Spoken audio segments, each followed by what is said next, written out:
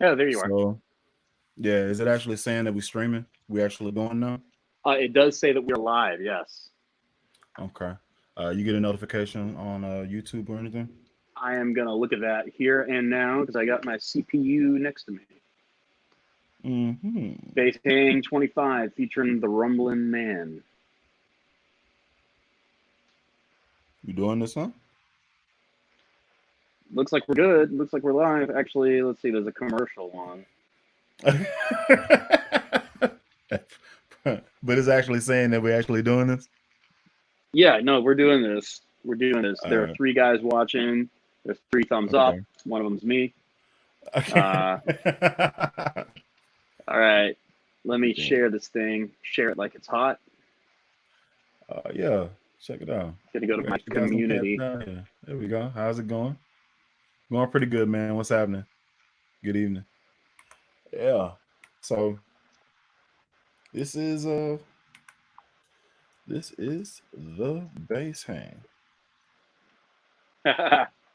Yes, it is. Although I don't know how much do we count you as a bass player, man? Because you dabble in the dark side. I feel I like mean, if I this do is dabble. I feel like this is Star Wars, you couldn't exactly be red or blue, so you can be Oh Samuel man. L with the purple one. Hey, I'd love to be Samuel L. He's cool, man. That's right. Yeah, I'm not red or blue. I guess I am Yeah, I guess so. Samuel You know what I'm L. saying? Leviticus Jackson Yeah, with his man. purple ass lightsaber, man. That's What's going exactly on, who I Vic? am. Let me go ahead and say this. I apologize that I look like I'm from times of Soldier Boy. Tell them with the graphics here. I'll figure out some way to get this webcam popping off. This is not okay. Uh, so that'll be coming in the future. That's something that I'll invest in or looking at doing something in that way. But thank y'all for joining us. I appreciate y'all. What's going on, Vic? What's going on, Matthew? And dig this. Hey, the man. Max Proud, dude. Max Yeah, yeah, Proud bro. Earl. If it weren't for you, neither one of us would be a YouTuber, bro. That's very true. Does he know who we are? I'm listen. He said bully and rumbling. He obviously knows who we are. Man, he's like a father to us. Yeah, pretty much. Or he's Yoda Like we at least. like he inspired us both to be YouTube bass guys. Yeah, Max Proud, yeah, bro. He's the dude, man. give me Hey, that SX collection. you know what I'm saying? D Flow says Max Proud in the building. Yes, indeed. It's pretty That's cool, cool, man. man. I hear you look like you're doing Matrix moves. Yeah, man. You got to get in that thing. Get in that thing. This is horrible. Yours, you just look weird. Me, I can do this whole thing. You know, I can't promise that I'm gonna look good. Seems like you're real proud, real popular, Max. Everybody knows you. Everybody knows you. What's going on, Scott? How you doing? Hey, I Uh, lost you for a sec. I lost you you for a did? sec. You did? Yeah, well, it didn't happen on YouTube, like because I'm watching YouTube over here. Mm. Because on YouTube it wouldn't go in normal, but on my phone I lost you and couldn't hear you for a sec. Okay. Well, But if you ever see me do this, it's because I lost you and I can't hear you. well, that's interesting. All right. It Uh, happens sometimes, but it lasts for about like 20 seconds or something. dang, that's extremely long. Yeah. Um, yeah. So you can see in the top right of the screen, we're using a program called StreamYard, and it's kind of like Zoom, does the same type of stuff, and it's been cool. And I could pull out, as you've seen, I could pull out comments and stuff, and talk about it real time, and it's cool. So something that I found from watching other YouTube people do that thing, and figured I could use it on this channel. So this may be a thing. Hopefully, at some point in the future, I can get a better visual. And I can And get then, better lights. There we go. are you okay? I don't know if I have ever been okay, Alan. All right, fair enough. I just can't Well believe played. that Max Proud is in the house. And, I just can't believe it. Yeah, man. I think this may be the first time he's actually been on a live or that he actually said something. Yeah, he's Yeah. kind of incognito. So dig this. So I guess he heard us talk about how he inspired us and stuff. Yeah, man. Yeah, man. Well, I never would have known about SX if it weren't for Max Proud, and that's how I found out about SX. So I got that first P bass, and I was my first SX video was like 7 years ago, 8 years ago, practically, and I was a blonde headed kid, and yeah, that was my first SX vid. And then you saw the one that I did with Blue Jazz a few years later, and Mm-hmm. then you came along and started doing vids, Mm-hmm. SX vids as Yeah, well. man. So I'm just gonna turn the laptop. This SX bass right here was my first one that I ever owned, and it's a 6 string, the Ursa 2, and that was strictly because Max did. He had a 5 string that was in natural, and I was like, that's dope. And at the time, I was trying to like learn chords and use those in my normal playing and stuff like that. So 6 string, you know what I'm saying? Yeah, Um, that was like now 4 maybe 5 years ago when I posted that video of me doing the upgrades to it. yeah, Yeah, yeah. so That's crazy, round man. about that time, like yeah, I had been watching YouTube videos and especially bass players, Max specifically, because I mean he has a treasure trove of like guitars and basses that he just circulates or whatever. So I've been watching, you know what I'm saying, and I finally got up the nerve to actually, record myself. I thought it'd be weird, so I kind of didn't record myself. Actually worked out pretty good, and it takes a special. You can't see me, okay? I don't really know what to do. I lost you for a sec, but I'm sure what you were saying rocks. Can you tell me again what you were saying? Yeah. So, um, crap, lost my whole train of thought. Uh, the heck is going on over there? My dog is barking. Hey, Hmm. here's what I'm gonna do. I'm What's gonna up? reload this so that maybe I won't be Hmm. losing you all the time. So you might not see me for a sec, but I'll be right back. Okay, cool. All right. So while he does that, I'll invite him back in whenever he comes. Actually, I've been watching him since about 7, 8 years ago, and he was just buying SX bases, flipping them, upgrading them, doing all that stuff.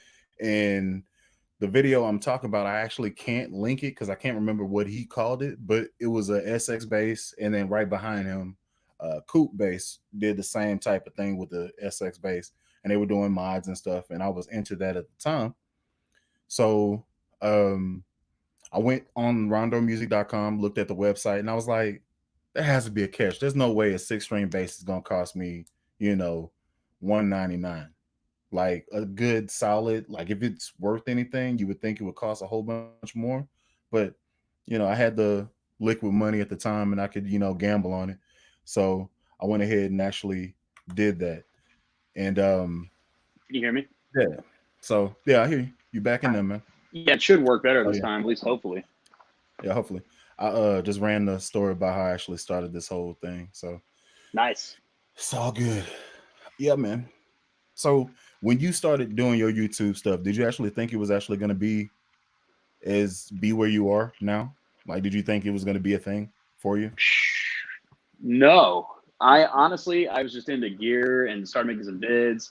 I saw people like Max Proud on YouTube talking about gear and whatnot, and Mm-hmm. um, and I was just obsessed with like bass gear, and so I just started, and then it's like a couple months later, I hit 200 subscribers, and I couldn't believe that 200 guys had pushed subscribe, Yeah, and man. then it was 1,000, and then I snoozed for a few years, and like 2,000 more came along, and Yeah. then I got serious about it, wishing I hadn't snoozed, but Uh-huh.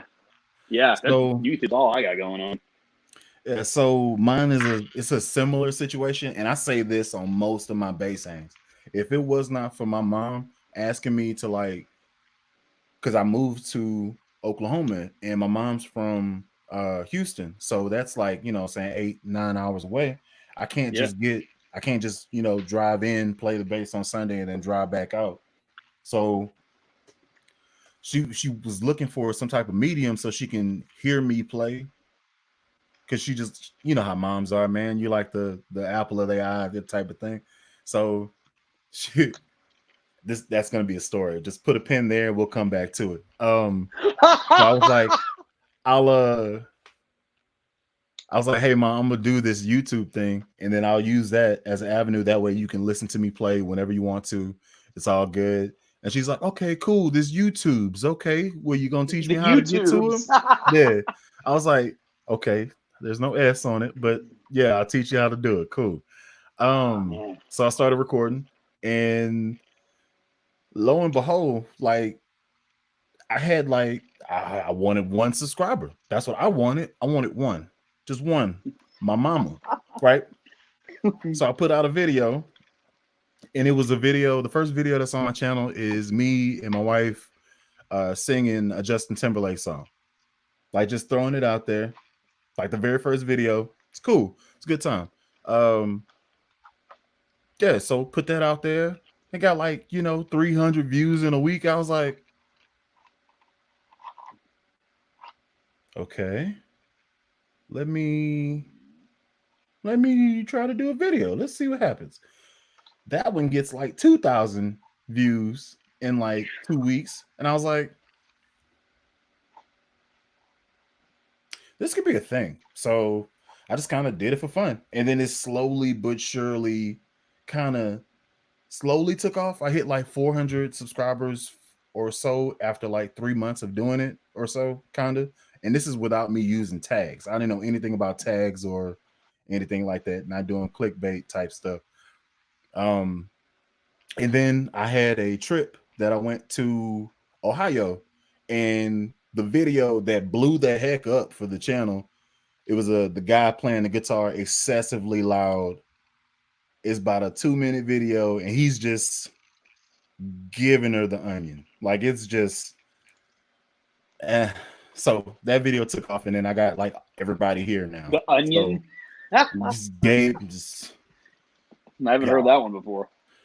Y'all. So, dude, yeah, the first, I may have said this last time, but the first video of yours I ever saw was modding a red SX with a Duncan quarter pound, and the second was you jamming on your porch. Oh, okay. And then the third was I started going through your vids and just binge watching them, subscribed. I was watching you for months before we ever connected at all. Yeah. What kind of comments we got going? Any let's see, Bully, you were Max Proud just said, Bully, you were saying how you started your channel. Yeah, so that's why I went ahead and went into that whole spiel. Celebrity there. Oh, you know what? Him, yeah. Me, no. I found a way if you blew out on the phone to where I can't hear you in this ear, I found a way because I got my computer over here. I can just put this in here, whatever's going on the stream. Dope. See, that's how we roll, man. I guess we should tell people a little bit about what went on before this broadcast and why it, started a little while later, because you were having all kinds of issues. Yes. We were looking up how to use your phone as a webcam, and we were failing, but did succeed a little bit. I mean, it was crazy. I jammed on bass and sang. Yeah, it was a thing. He put me in songs that I'm not supposed to be in. I'm not gonna hold it against him. We do strange things in quarantine. So basically, I wrote those for you, Alan. No, man. No, you okay. Listen, no.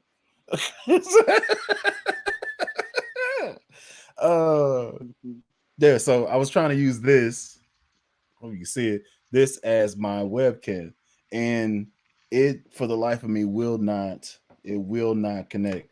So the last one we did, everything worked fine, everything was good. So now I got to look into getting a webcam, a USB situation I can just hang on the top of my computer, call it good. If there is some wealthy supporter out there, can you Alan Brown up with a couple fresh cameras? or if there's like a Canon representative or something watching tonight. We got a bunch of peeps on here, man. D-Flow's on here. TJ's on here. 4-string or You are 5-string. frozen. You are frozen. I'm frozen? What? Can you hear me? Yeah, I hear you. But if you don't blink, it's gonna be weird. Okay, that's really weird. Do you see yourself moving? I'm gonna reload again. Okay. It's technical difficulties.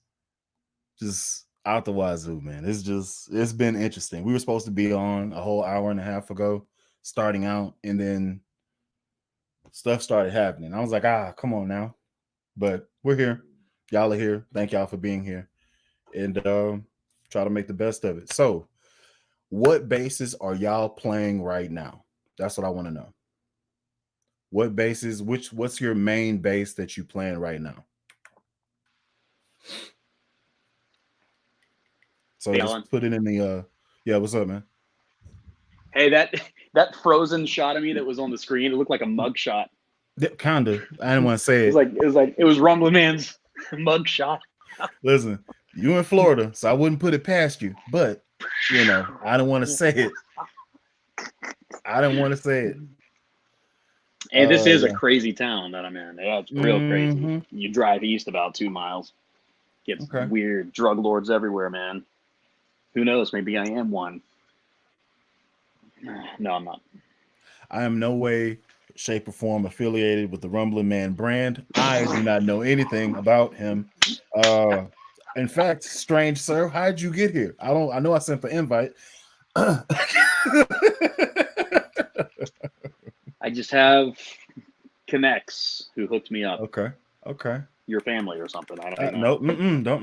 Nope. Now I lost you again. Everybody in my family family screen, but you're not. Everybody in my family is dumb. So weird, but I can listen to the broadcast.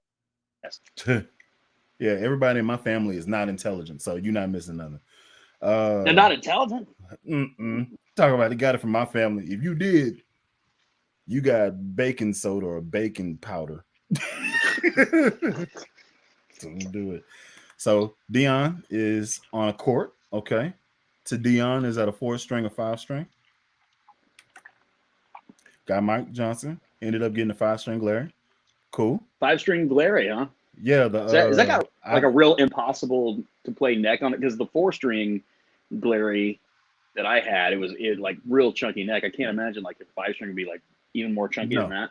Surprisingly, it actually feels like a normal 5-string.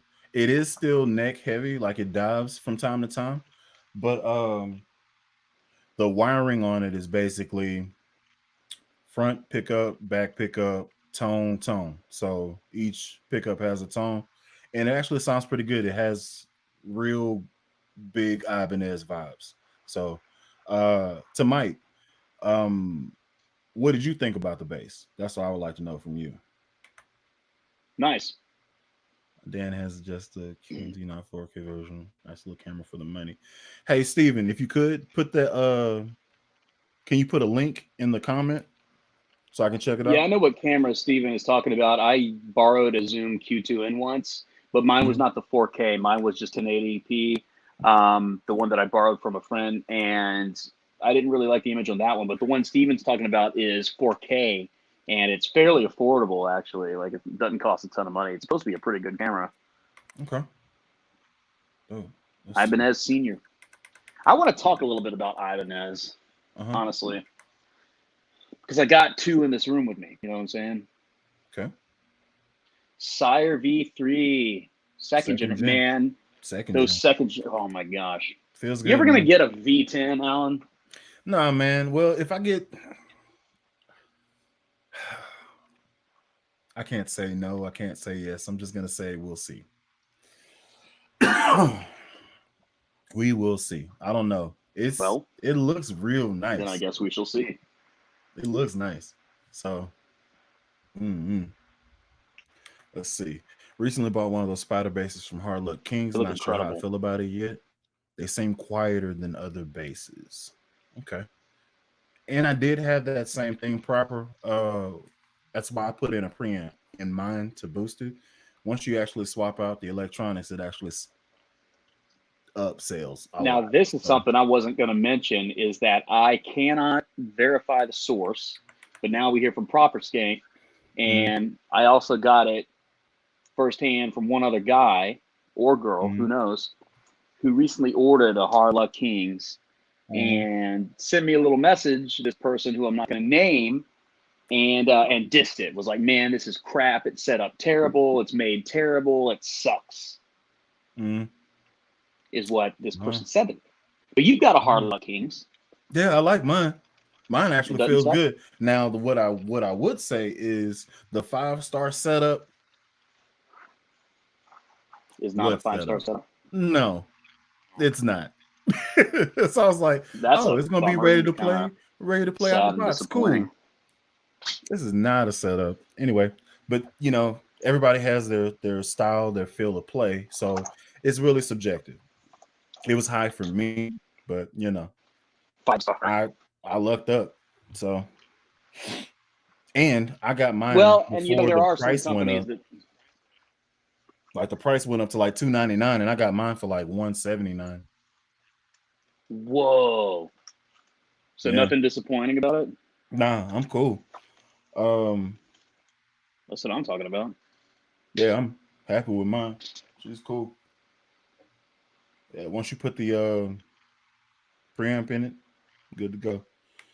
Let's see. For me, Nice. Ibanez SRM 805 and the Schecter C5 Apocalypse.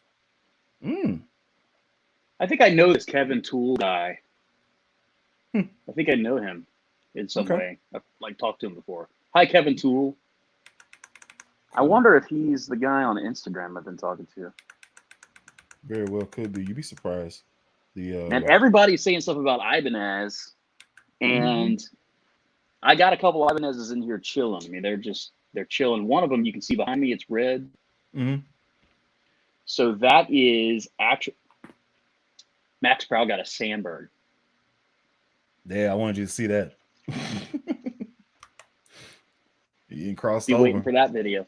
So the that red bass back there is a Roadstar, but it's a 1984 Roadstar.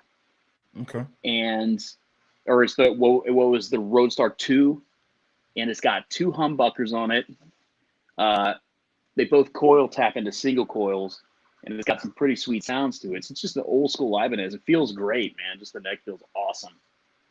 Cool. Mine is Fender vibes. Yeah. Oh, really? Yeah, my Roadstar. My Roadstar too. Well, that's what I'm looking into. I'm looking into kind of the history behind the Roadstars because I want to know what I'm talking about when I, when I make this bid. But apparently there were some later issues along the way and whatnot. But this particular bass back here hadn't been in production for quite some time. But it can kind of sound like anything, Which is cool. It's nice to have that functionality. All right, let's see here. Court considering a sire. Good choice. Playing a Music Man, Sterling Stingray. Okay. Sire Music Man. V10, 5-string, and I love it.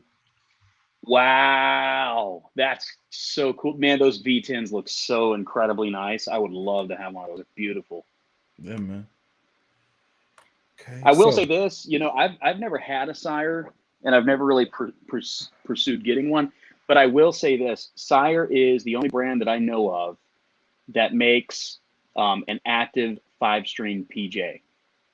I mean, there are other companies, but theirs is actually the shape of a P bass. Nobody's got, a lot of people don't have 5-string PJs on the market, much less an active 5-string PJ. And with that P7 that they make, the 5-string one, man, they got a combination there that old Rumblinman hadn't seen anywhere else, and that I fantasize about a lot. I'm gonna say Schecter. I think Schecter actually has a PJ configuration that's active. If I'm not mistaken, it might be the Omen. That may be humbucker, but I think Schecter actually does have it. And I want to say, I hate the Omen. What is the company? It's a Guitar Center type deal. They're relatively cheap, but I think they have it too. If I can't think of it, it ain't that important. Let's see. Here we go. What's whimsical You can actually answer this one. A brand new bass player starting out picked up a 4-string Glary off of your review. Thank you, B. Hayes. I appreciate that, man. So I would say this. Starting out, don't play with a pick. You know, pick up that later, but you want to start out playing finger style stuff, you know, whether it's just one or just two. You can just not play with a pick. That would be preferable to most bass players. I'm just gonna say that's a matter of religious views or something. Well, here at the non-denominational Church of Bull, yeah, no, man, just say no. Just say no. Get the calluses, do the time, do the work, man. A bull. Yeah.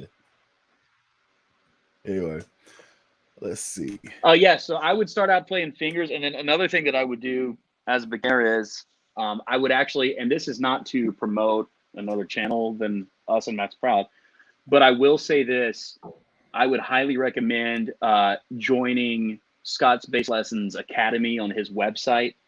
Like, it's a little bit of money per month, but there are such good resources and classes on there. Like, I did a free trial, and I really liked the stuff he had to offer.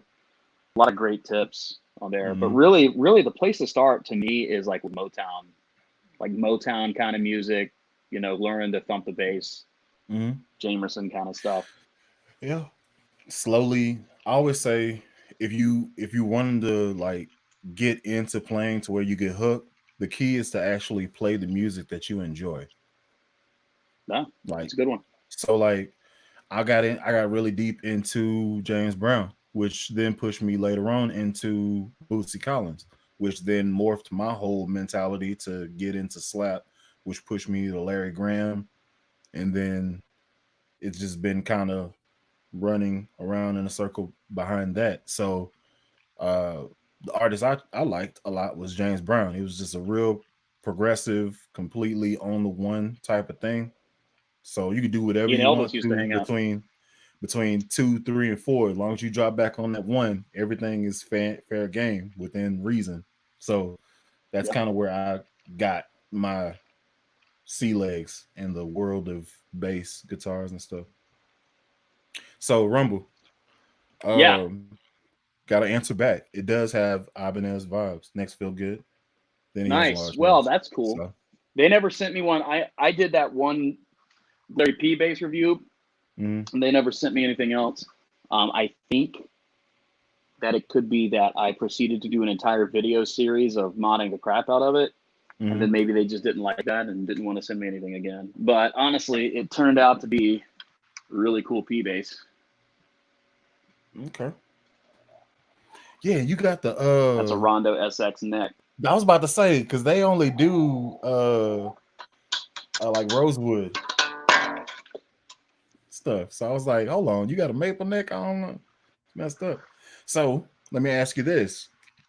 You said that's a Rondo neck, right? Like an SX neck? Okay, yeah, for man. The Glary P bass you have, which one is it? Is it like the Ursa 1 and 3, or is it the Ursa 2 neck? Because there's two different ones. It's the Ursa 1 neck, which is the P bass neck.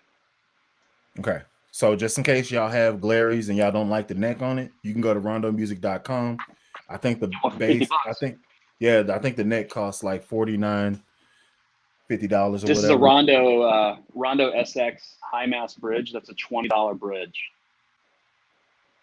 But yeah, I documented all this stuff on YouTube, so you can search like Rondo neck or, you know, $20 bridge, and you can see vids of it. But yeah, just go to Rondo Music, go to the accessories, and they got necks, they got bridges, they got stuff for pretty good prices on there.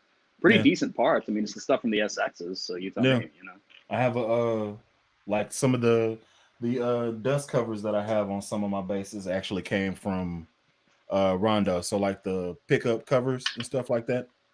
I actually got like it was like a bell cover and a pickup cover for like I think $15 or so. So I added that on one of my basses, and that's, you know, adds a little character, a little classic nature. I love that stuff, and I was gonna put pickup covers on this, but I realized that I wanted to play right here, And with the pickup cover, I can't play right Can't do it. Yeah, messes up the. Yeah, it's just weird.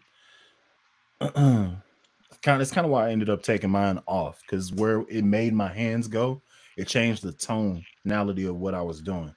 Like either it was That's the really, really thing. round or really, really barky. That's the best way I can Right. describe Because Like, there's 3 zones, and I was saying this the other day, and I'm gonna make another vid about it at some point. But like back here, you get it's hard. It's a little harder to play because the strings are tighter, but you get that more staccato, barky sound. And then up here, you get a mm-hmm, sound that's nice and warm and round, but it's not punchy. It doesn't have that kick to it. mm-mm, But yeah, right here, like right here where the pickup is, you have really good balance. That's kind of the sweet spot with P bass tone, yeah, in yes. my But opinion. depending I on don't know. what you're trying to do Some and what other you're guys looking might for, think some things that old Rumblinman doesn't think. but depending on what you're trying to do is where you would put your hand at. So if you're trying to do like, walking bass lines, Hey, like fretless type joints, you go up towards the neck and play that way. So like if you're doing Jocko stuff, you would go back towards the bridge. So there's a reason yeah, for all of that. So yeah, it took me a while to yeah. figure that out too. And that's the thing. There's those different zones, and they kind of each have their own effect to them. You know what I mean? Mm-hmm. Okay. Alan, TJ, what's up, man? speaking of Ibanez, what did TJ say? Wow, SR 875. That's going to be an expensive one. Yeah. Once they start getting past 500, I'm like, clock me out, brother. Do you remember? Speaking of old Ibanez, ATK. do you? Crap, you caught it. Yeah. I had that before. Yeah. That was my first answer to the Music Man. Nice. Yeah, they called it a Music Man killer. Yeah, it's okay. I mean, just couldn't get it. I couldn't get that tone. Like a Music Man is specifically that tone, and I couldn't get it from that bass. So I ended up trading it. I think that's where I actually got the 506. Or yeah, because I traded that bass in along with my Rumble 150 210 cab. Just trying to try something new, and the church at the time was buying me a Gailey and Kruger setup. So I was like, well, I don't need this Rumble anymore. I can't add any extension cabs. So Gailey and Kruger, 1001 RB, nice. 212s, set it on top of 115. Yeah, man. Stomp them That's what out. I'm talking about. Stomp them out, clean up the bodies. You know what's funny is, as far as these, emulating a Music Man sound, I've kind of found that there really is no bass that can just nail the sound of another bass. Like, I mean, there are a lot of basses that can nail the sound of a jazz bass, but other than a split coil, you can't nail a P bass sound. Other than the Music Man pickup and the Music Man positioning, you can't fully nail the Music Man sound. It's like you can get close, you can kind of emulate it, but you can't nail it. You know what I mean? Yeah. Okay. Thank you, Metal. Okay. Yes, indeed. I am behind on these comments. Let your boy look at this. Does Glary Hey, have man. a fake Rickenbacker? Does Glary have a fake Rickenbacker? Okay, no, I don't think so. I think it's Harley Benton that has a fake Rickenbacker, and I've been extremely curious about the Harley Benton fake Rickenbacker. Yeah, somebody actually tagged me in a post that they were talking about it, and I was like, I have a position on. I actually want the real thing. Yeah, like, I want the real thing. But but you got $2,000 sitting around to get one. That's exactly. Yeah. So that's the thing. I'm sitting there like, do I want to pay a tenth of that, or do I want to pay the whole grip? So I just found one for $27. That can't be real. That's got to be BS. Yeah, don't do it. Yeah. Hold on, look at this. As much as Bully hates, I'm assuming that's hates Fender. Scared to say I got a flea bass 1961 Jazz replica. Listen, you can like what you like. I don't see the point in paying $1,500 for a passive bass. I don't. It doesn't. I'll say this right now.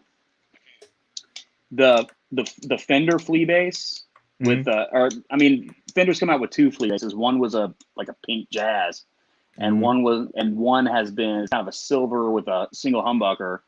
I've got a friend who has one, plays it a lot, and I listened to a video of him playing that bass, and it sounded awesome. Okay, I mean, it sounds good, but that very like you. Okay, so I'm gonna bring you the exact example. So we have Fender, we have Music Man. Here's gonna prove my point. You know the bass Joe Dart plays? No.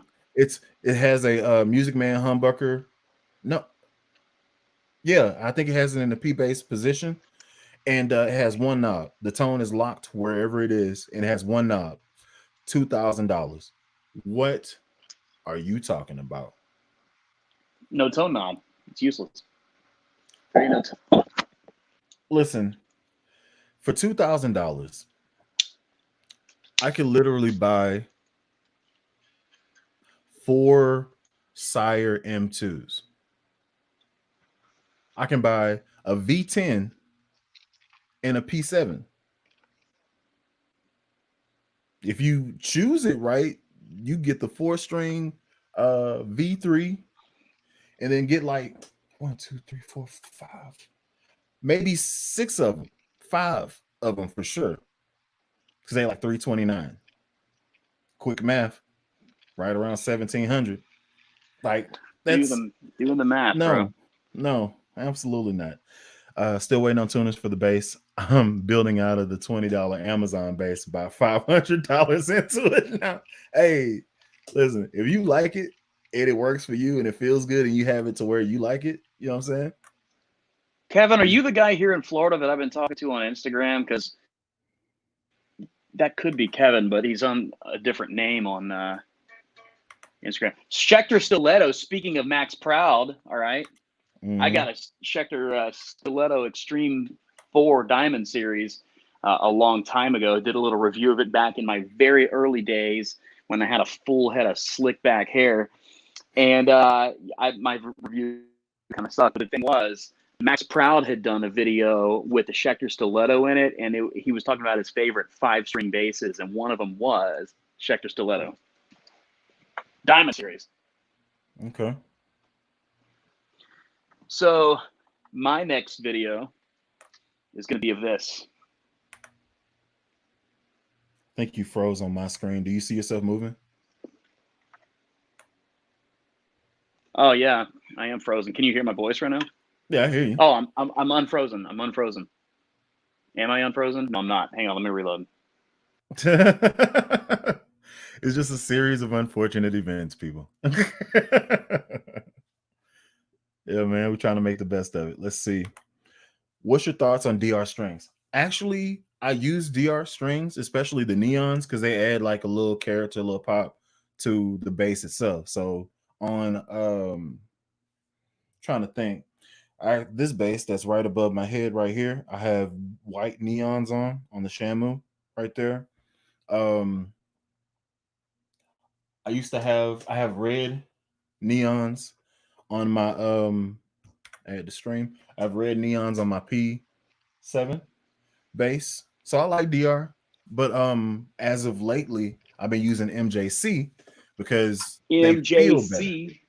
They feel better, man. Like they feel worn in, and they're extremely bright, extremely slappy, extremely like responsive for the type of music I like to play. So yeah, it's actually, here's what I'll say here and now, man. MJC's, here's the thing. I dabbled in DRs for a long time. All right. I did. I tried all their stuff almost. And the thing about MJC is this: DR, when it comes to their coated strings, whether that's the neons, whether it's the Black Beauties, Dragon Skins, whatever it is, they don't feel like normal strings and they don't sound like normal strings. They're warm. They scoop out the high mid-range. So to me, it was time for me to say, okay, I'm going to another company's strings that's going to give me the play and the sound of a great regular string. And now I've tried MJC's nickels and I've tried their stainless steel. They feel great, they respond great, and they sound great. They're amazing. Which one do you prefer? I'm honestly still deciding. The bass that had the nickels, I gave it back to my friend. It was his. But half the basses in this room I don't actually own. But I stole them. No, but borrowed. But yeah, here's the thing though. I will say MJC's, I really loved the stainless steel. Okay. I mean, that's fair. I can dig that. I'll say this though about DR. Mm-hmm. Sorry. Nah, go ahead. I will say this. I still think it's fun to grab a set of DR strings just to put it on the bass for fun. You know what I mean? Like if this was this is on loan too, but if this was my bass, I'd put white DRs on it just for the fun of it. Yeah. By the way, this is my next video. It's pretty sweet, dude. I think check out the headstock. Is it like really light? Not super light. It's actually on loan from another YouTuber by the name of Lowendlobster. Hey. And I think I'm supposed to send this to you after I play it. Really? Yeah, I think we're both going to review it. All right. I'm with it. Yeah. Read me with a good time. I'm with that. Yeah. Let's see. Once I won the lottery. Hey. Do you tune any 5-string from E to C? I have done that. The crazy thing is once you actually set your tuning up like that, the nut is it could be a little bit iffy because most 5-strings have the nut walled out to fit like a 120 to 125 B string. So with that being said, your neck it'll have a different tension. So you might have to do a whole setup and stuff like that. I did that on my 506, my Ibanez 506. I had it tuned from E to F, and that was my piccolo bass. So it was E, A, D, G, like normal, C, and then F. It was a 6-string. So I have done it, but that was when I was doing basic like chord stuff, trying to tick off the lead guitar player. That was the goal there. Hey, we got a couple badass questions in here, man. What's going on? Let's see. Steven has asked a very badass question. And then right after that, Ruben Rivera has asked an extremely cool question as well. Okay. So this question, Alan, let's hear it. I know actually you're not usually into the Fenders, but you've had your share of Squiers. Yeah, I played. You've had them. You've been there. You've done that. You've tapped that. Now, slap that. Really, I'm kind of aggressive with mine. Prefer that technique. I grab the body and the neck, and she does what I want. Never really tells me no. Listen, now the Squier bass, I actually have one, so I could hate on it. But my Gray Raider bass, which is where are you at, girl? Right here. This gray bass, if I can get it out, right here, that I like customize is one of my first. This is my Frankenstein bass. So it's like finish makes it look like a bullet, and that's not a bullet, is it? There aren't a bullet. Nah, it's actually a Jaguar. Yeah, I've seen that before. The single pickup. It's got an active preamp. No, I actually gutted it, and it's actually passive. Then my son added his little touch to the back of it because you know, nice for the kids. And so what I wanted was something that's like funky. Of course, I added the star inlays.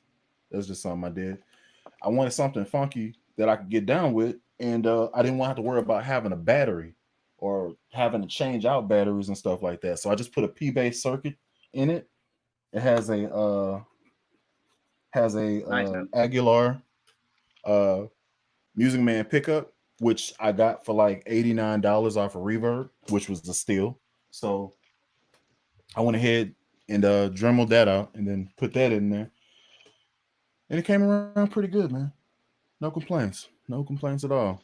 So that's your number one. Do you have two others? Two other top Squier basses?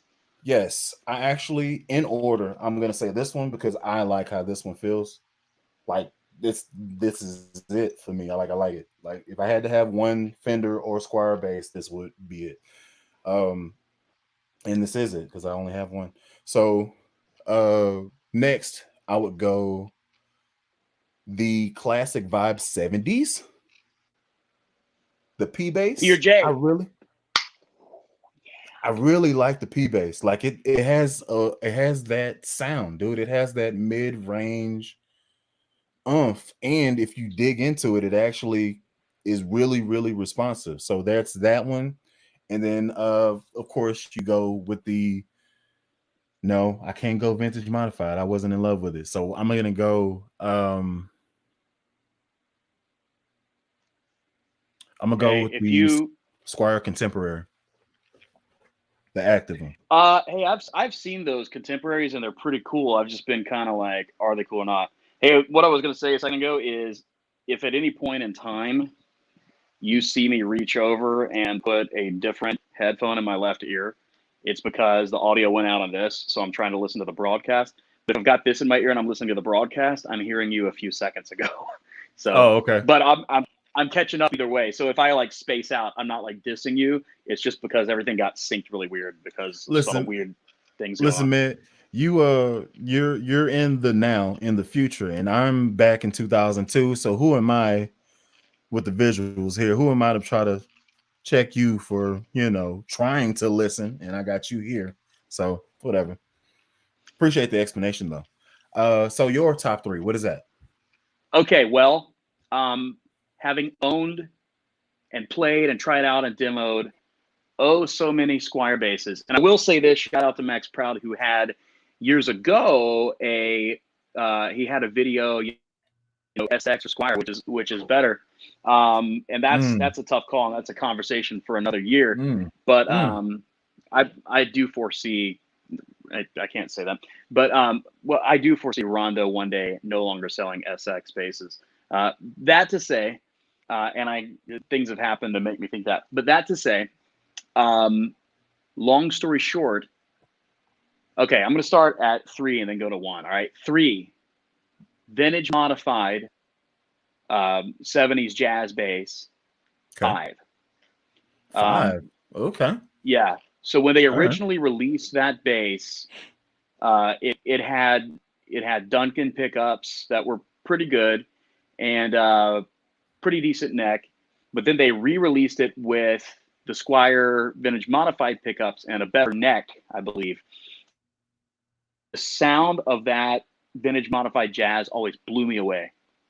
And then number 2, I'm gonna have to go with the classic Vibe 70s 5-string. Am I frozen? Yep.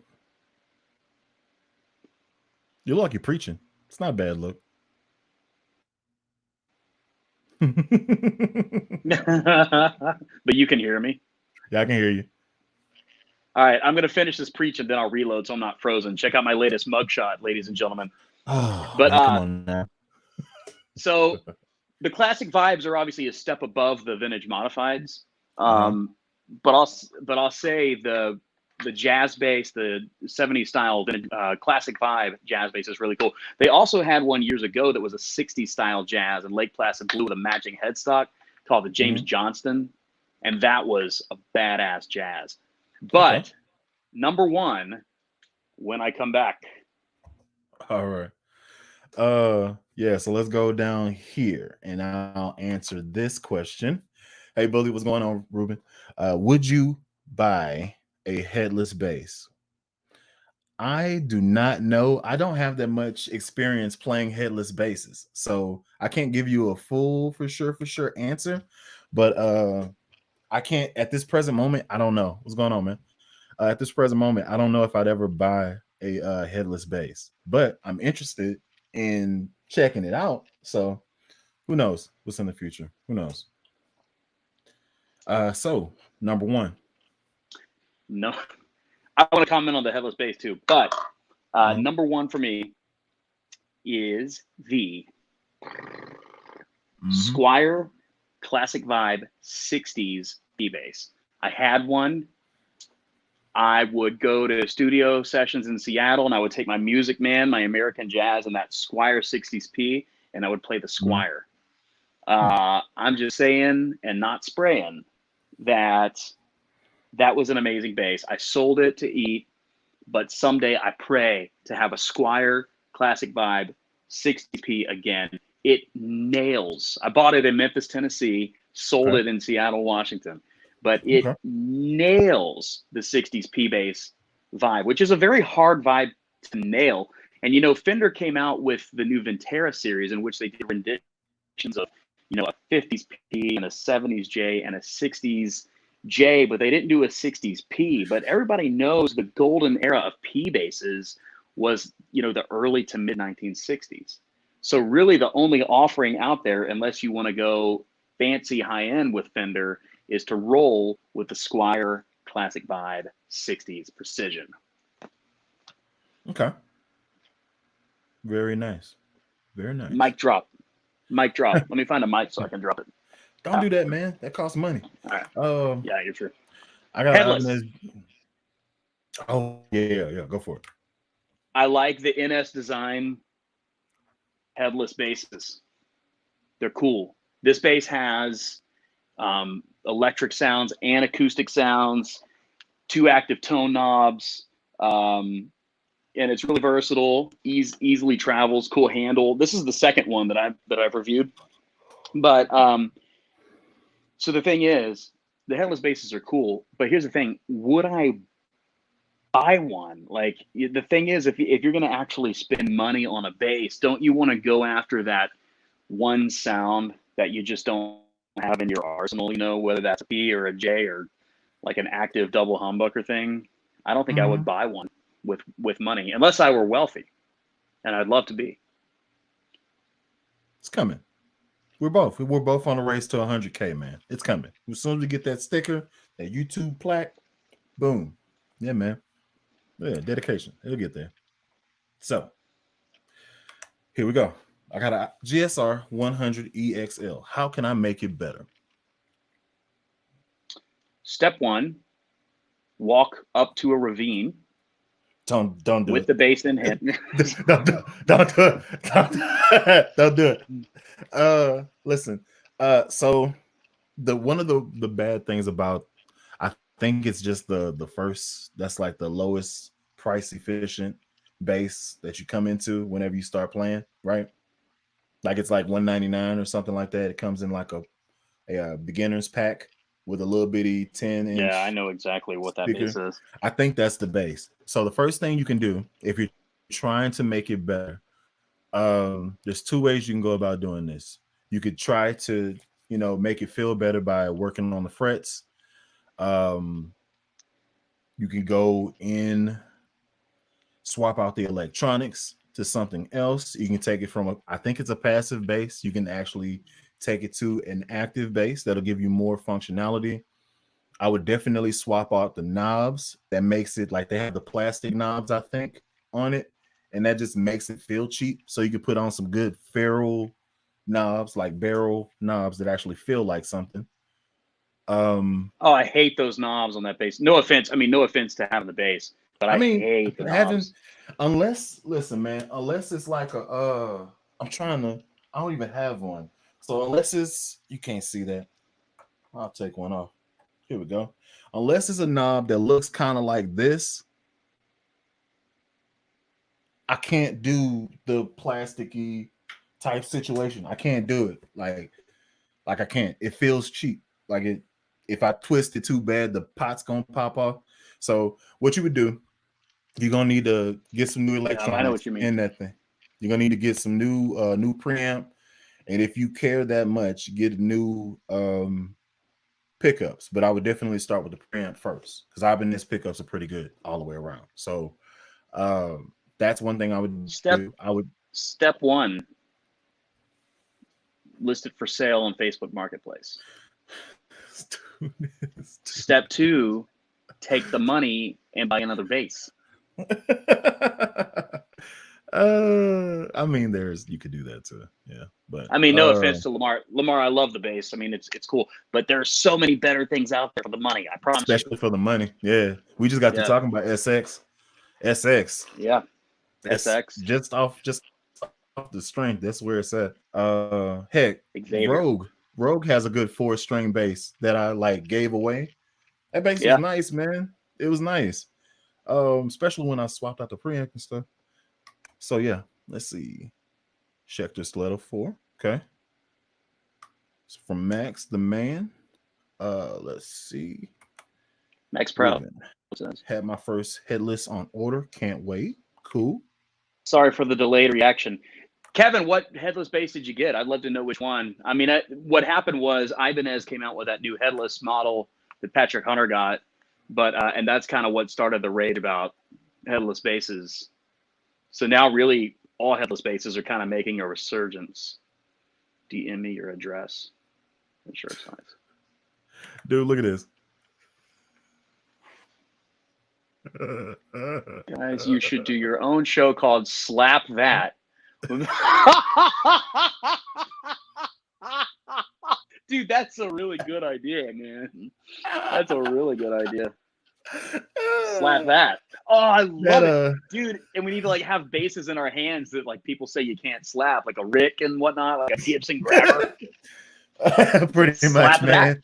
Alan. Here we go. I'm just out here with a violin making people feel it. Take that. Take that. All right, cool. Tata has a Fernandez 5. Cool. Had a headless years ago. I actually missed it. Yeah, man. What's going on, Evan? That's Akron, Ohio is actually where I did that video that has millions of views on it. In the I've been to Akron. Yeah.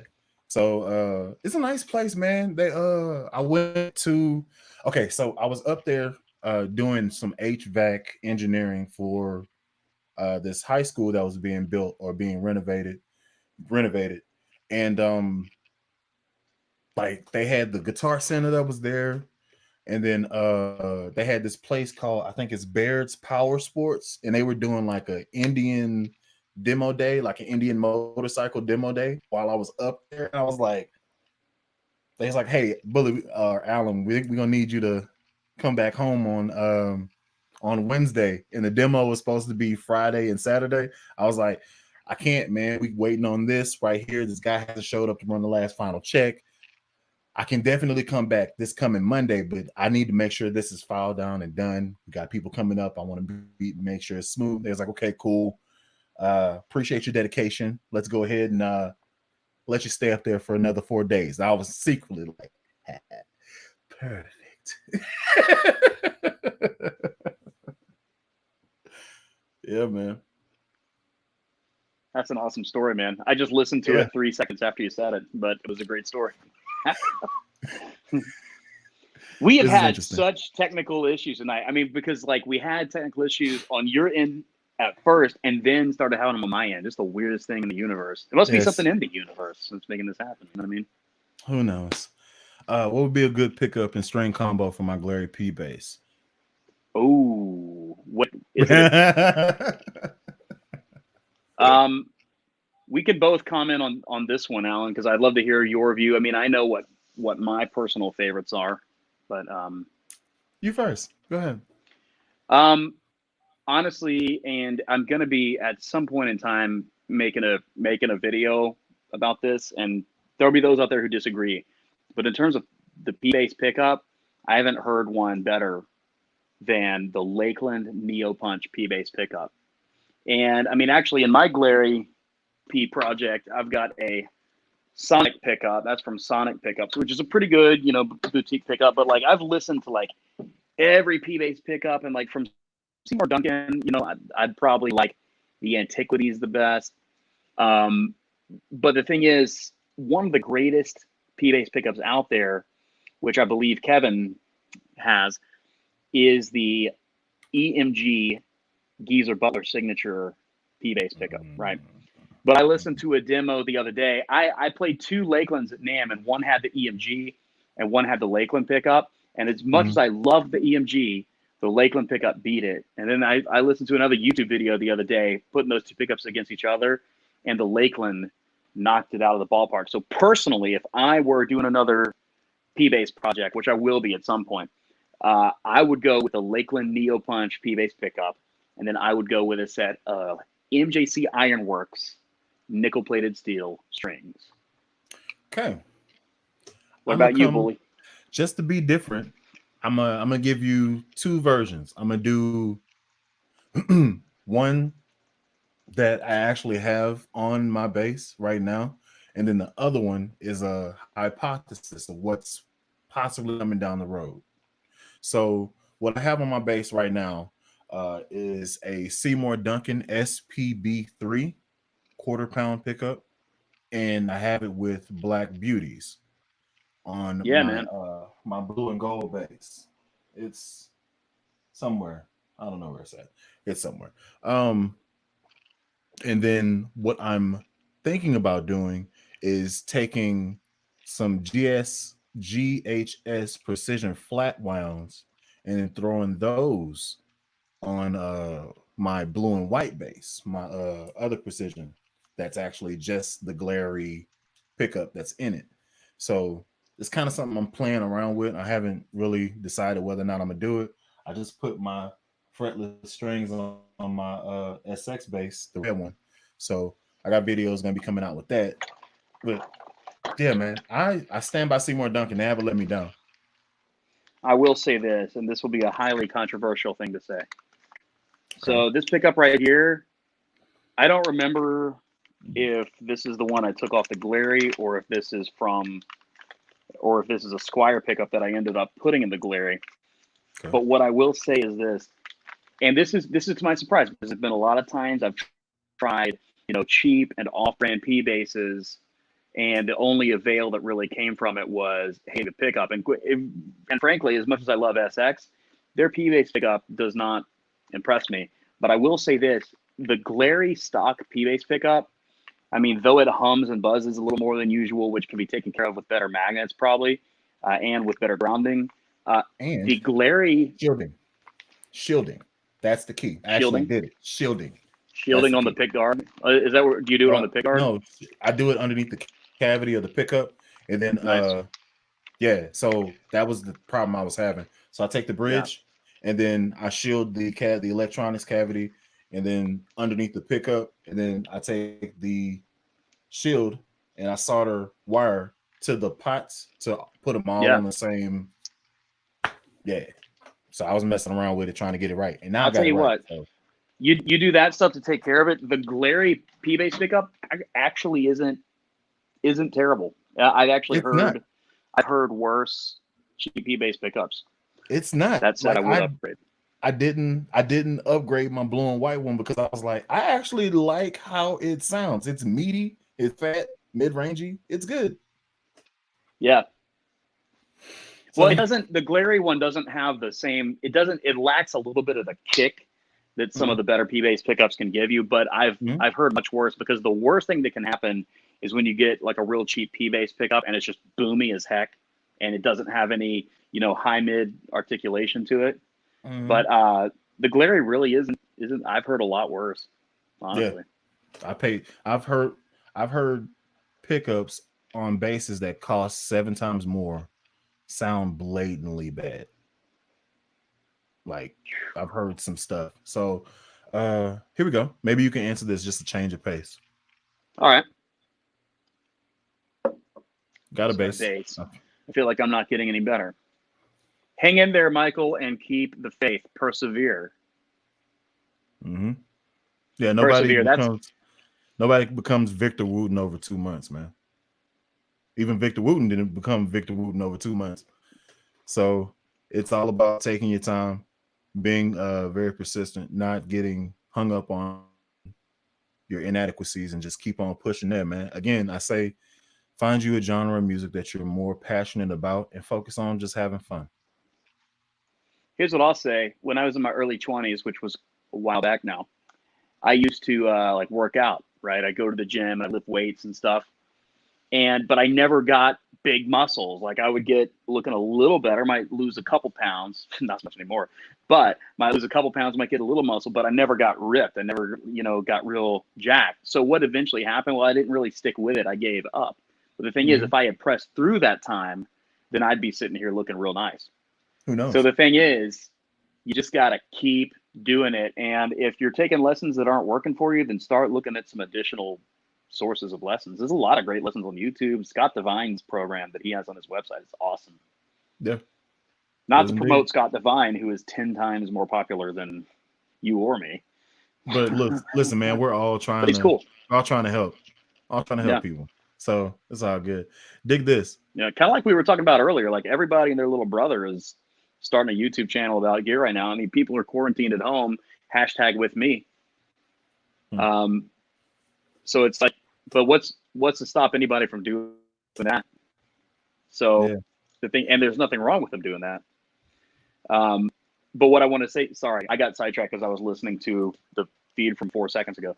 But no, like everybody and their little brother is starting a YouTube channel right now. So if we who have been doing it a little longer just say, hope you fail, I'm going to make myself look good. Well, then that kind of makes us idiots. Yeah. So the thing is, we got to reach down to the guys and be like, no, listen, bro, don't use the webcam on your laptop. Use your phone. Don't sit in the dark. Get a light. Come on, bro. You know what I mean?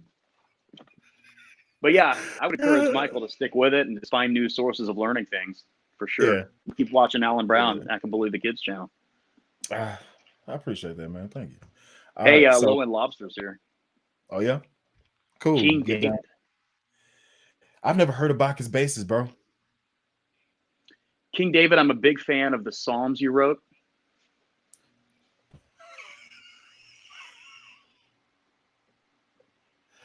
Really? Really? Really? You happy with yourself? Okay. I really am a big fan of the songs. My favorites are Psalm 37. That's one of my favorites. Also Psalm 46. Psalm 100. I can quote the whole thing right now if you like.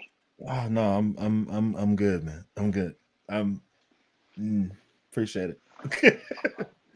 Let's see. I'm looking for a DI and like the Mesa Boogie Subway. Have you either of you reviewed it?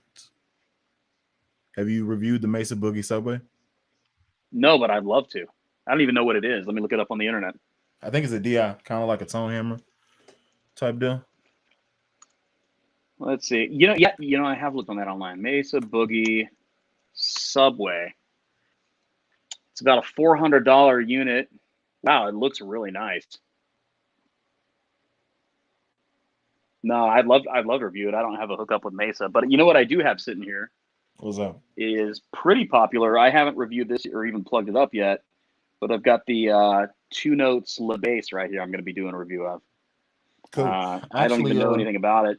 I try to review every bass DI that I can, but yeah, a friend lent me this, and I'm gonna check it out.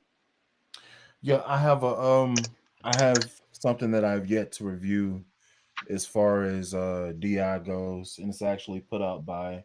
I'm not gonna say it. I haven't recorded the video, but I too have a DI that I've yet to. It's somewhere over there. I haven't even opened it up out of the package yet. You're not gonna tell me what it is. I mean, we can talk later, but I want people to stay. I want to know. Be interested. Yeah, man. Let's see. I love bass DIs, man. I love them. Bright Beard Co on IG. Y'all go follow him. Yeah, I saw that. Yeah. So here's the thing about Kevin Tool Aka Riot Beard Co. Long story short, Kevin is he's here in Florida somewhere, like on the other coast, and he builds. He does some builds of basses here and there. So he and I are going to work on a little video project together at some point. But yeah, he has Riot Beard Co. So for my fellow bearded men out there, hit up Kevin Tool, and he will help you make your beard look nice and smell nice and feel nice. Well, I can't grow one, so I have beard envy. You're Alan Brown. You can grow a beard. You had an afro once. Yeah, that's up here, and that's going away. Okay. Mine's totally gone. I feel you. All right, I'm trying to make it through these. What's your favorite pedal? Favorite bass pedal? Honestly, the one that Jose just named, the Dark Glass B3K, is definitely a contender. That's an excellent pedal. I also would say one that I've never owned. I very much like the Noble Preamp DI. It's very nice. It's like $1,000, so of course I don't have one. And then also, honestly, and I might get dissed for this, but I really like the Fender Downtown Express. I had one on loan from Fender for a while, and it's got some good sounds. nice and functional. But I don't know. Like if I was going to put together a bass pedal rig, what would I go with? I think I would have a Noble preamp, and I think into the Noble. But then would I? I don't know. Maybe I would have two outs. I would have an out into the Noble preamp, and then I would see. I can't. And then for distortion, I'd have a B3K just for distortion, and also using a separate channel from the B3K for cab sim. Okay. So the distortion I would run into the anyway. I'll sketch it out. I'll sketch it out. What about you, Alan? I have two, and I'd use them in tandem. I just don't know how they would sound together because I haven't had the opportunity to play both of them at the same time, working with each other.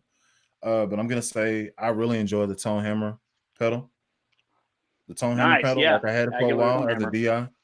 Yep, that's a great one. Yeah, it's a nice. This is the sound I'm going for. This is what it is, and I'd run that with the MXR envelope filter. Those are my two pedals. 4 seconds later.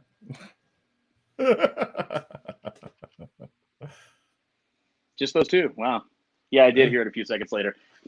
I will say this, and some guys on here might want to slap me afterward and call me an 80s guy, but I'm not an 80s guy. But I will say this. I like bass chorus. And it doesn't work for everything, but some of my demos I might throw in a chorus effect. I wouldn't mind having a good bass chorus pedal. I've seen friends use the MXR by Dunlop, and I've seen friends use the Boss. But honestly, Aguilar makes a bass chorus pedal. Yeah, and it's called the Chorusaurus. Yeah, and it can do a ton of sweet stuff. I'd love to have one of those. Yeah, I was actually looking at the Octaver that they have, the octave bass pedal they got. It's they have a lot of good stuff, man.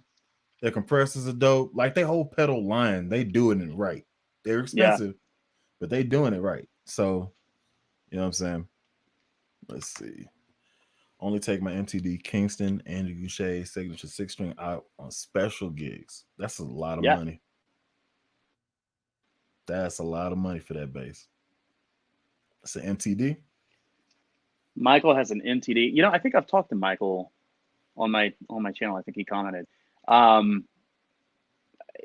Wouldn't an MTD Kingston be like $10,000? It's up there, bro. It's up there. I don't know how much, but it's probably, I give it easy for $3,000 easy. It's an MTD, so that automatically puts it to boutique, which is like 4,000, 5,000 range line. Yeah. Juan's asking about the headless basses, but yeah, we chatted about that a little bit ago, and I like headless basses. I don't know if it'd be what I would go to, but I got this NS right here from Lowendlobster. Thanks, Lowendlobster, that I'm going to be reviewing that, and that I think you're going to review at some point, Alan. I mean, headless basses are cool. I'm with it. Does Rondo have a jazz neck? Yes, they do. Yes, they got P necks. They got a jazz neck. They got a couple different jazz necks. I think they have a rosewood that has some block inlays, and then they have a 5-string neck that I would love to have for this 5-string Squier Affinity I got sitting here. I'll tell you that. Okay. Yeah, they tend to like run out of stuff all the time. I'm sorry, I'm thinking ahead, answering stuff. Okay. So you were saying that you think sometime in the future they're gonna be doing the like stopping SX production and stuff like that. So well, they went through a whole thing where they just took the SX line off the website altogether. So it did, and it's not like that right now. But here's what I would honestly say, and I can't say anything for sure. Keep in mind, I don't have an in with Rondo. I did have an in with Rondo, but it was a distant in, and I'm not, I don't know them. But I've heard a couple different things. For one thing, I emailed Rondo a couple years back, and I was saying, hey, I'd like to, review some more SX basses and stuff. Do you guys ever like work with YouTubers? And essentially what the reply was, for one thing, they didn't like the fact that in my videos of the SX basses that I had used the words P bass and J bass instead of Ursa 1 and Ursa 2. They didn't like that. And then for another thing, Rondo had no interest in loaning out SXs, because for one thing, SX is not Rondo's brand. Like, there's some other brands in there, like Bryce, which Lowendlobster checked out the other day, and Agile and stuff. Like, those are actually Rondo's brands, but SX isn't. And whoever I was emailing with seemed to give me the impression that they were thinking about discontinuing carrying SX's items. They didn't even know if they were going to do it anymore at the time. And then, lo and behold, they got a rush in of SX stuff. And then I had another friend mention, yeah, they might not be carrying SX much longer. So I can't say that this is facts, because this email was like a year ago. But I'll say this too: buy it up. If you want it, get it now. Yeah, here's some deep inside stuff about Rondo.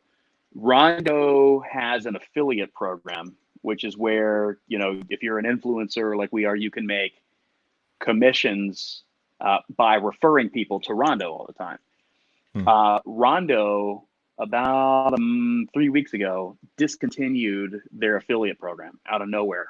They sent an email to all the affiliates and said, we're going to discontinue our affiliate program due to lack of interest. So the things that I'm seeing, I think I could see a time in the near future, in which Rondo might stop selling SX.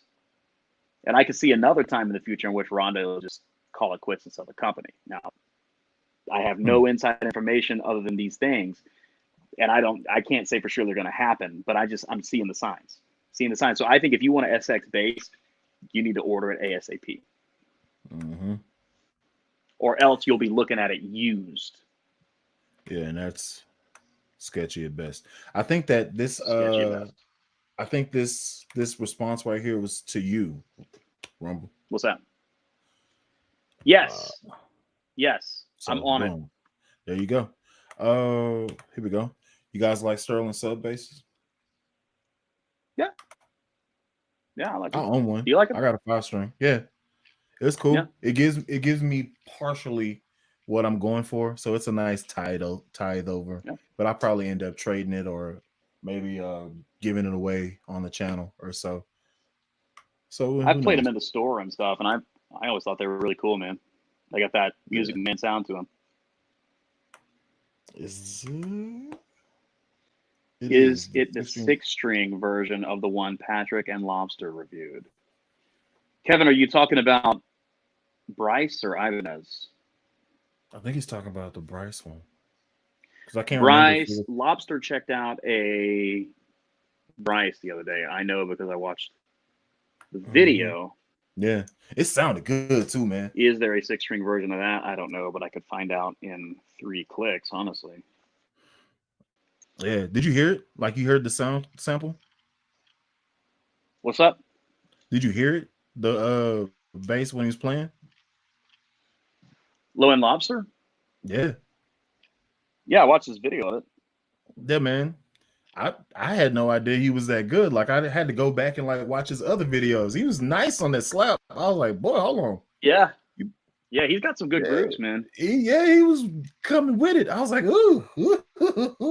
With the all of you real bass players who haven't dabbled in the dark side like I have, you guys all kind of put me to shame because you haven't spent on the dark side. You know what I'm saying?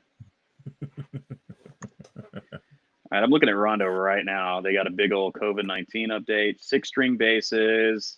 What do they got? Rondo Music, beloved company, has no 6-string basses in stock. What about 5 strings?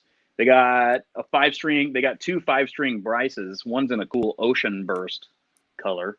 Call me when you have $400 to spend. And then also basses, 4-string basses. They got plenty of stuff in stock. They got some ukulele style basses. They got, oh my gosh, dude. There are not many SX on here. Old Rumbleman's prediction could be good, because I'm looking at Rondo's website right now, the 4 strings, and I see 1, 2, 3, 4, 5 SX basses available when there's usually like 20. Yeah, at least. Rumblinman, I ordered a Yamaha BB 425 the other day. I borrowed one at a gig years ago and finally pulled the trigger. I'm dying to get it this Friday. King David, that's freaking awesome. The Yamaha BBs are great.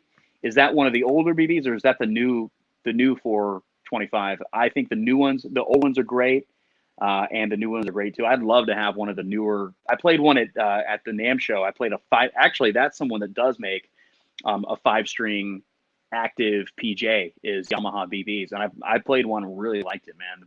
The Yamaha BB. Nathan East plays BBs. I mean, you've seen everybody, on the big scale of things play a BB at some point, man. Those are freaking sweet basses. Mm-hmm.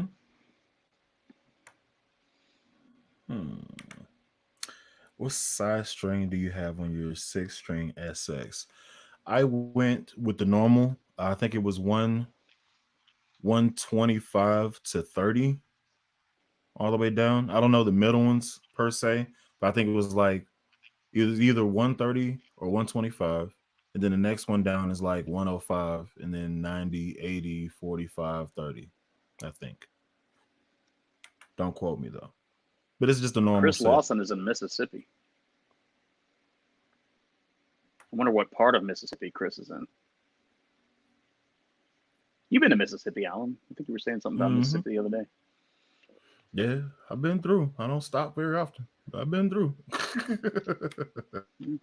Land of the Delta Blues. Yeah. Catfish. Fried catfish. Mm-hmm. Hey, Billy, I made custom guitars. I just made my first bass, and it's for sale on Reverb. Cool. Congrats. Sweet. Semi-acoustic, hollow body, rockabilly style, 3 TV Jones pickups. And I was thinking if you were in Cali, I'm in Tulsa. I could drop it off to you for a demo. That'd be cool, except I'm in Oklahoma. What's going on, my man? Low end. You said he was in here a long time ago, and I'm just now getting to it like 20 minutes later. Wow, yeah, we are really behind here. Sorry, I was listening to you from 5 seconds ago.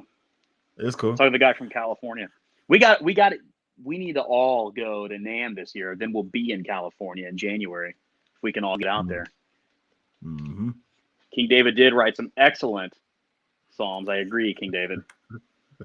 They got me through some really hard times, especially Psalm 37 and Psalm 46, man. Got me through some dark times. Yeah, 23, 116. Oh, 23, man. Lord is my shepherd, I shall not want. You know what I'm saying? Yeah. Let's see. Okay, SX bass versus Squier bass. Which is better for the money and why? Okay, well, say it. And this is what Max Proud made a video about years ago. You're going to say it. Say it. Well, I can't say it because here's why. For one thing, I just looked at Rondo and they only got 5 SXs left. So will there even be SXs to buy anymore? I mean, even if you look at Rondo's base stock right now, period, they're way down. Now, this could be because of a delay in shipments from China, but I mean, they got no 6-string basses right now. They got a few 5-strings that are Bryce's. 4-string, they got ukulele basses, and then 5 SXs. That's not the question, my man. That's not the question, my man. So question is, SX could soon be obsolete. But I will say this right now, Alan and Steven. It depends on which series of Squier you're talking about. Because to me, the SXs blow the Squier Affinity and Bullet and old standard lines out of the water because those lines are not the best. I will say this. They're not what you would normally want in the bass. Let's go with that. At all. They're more so what you would want in your trash can getting picked up by a truck.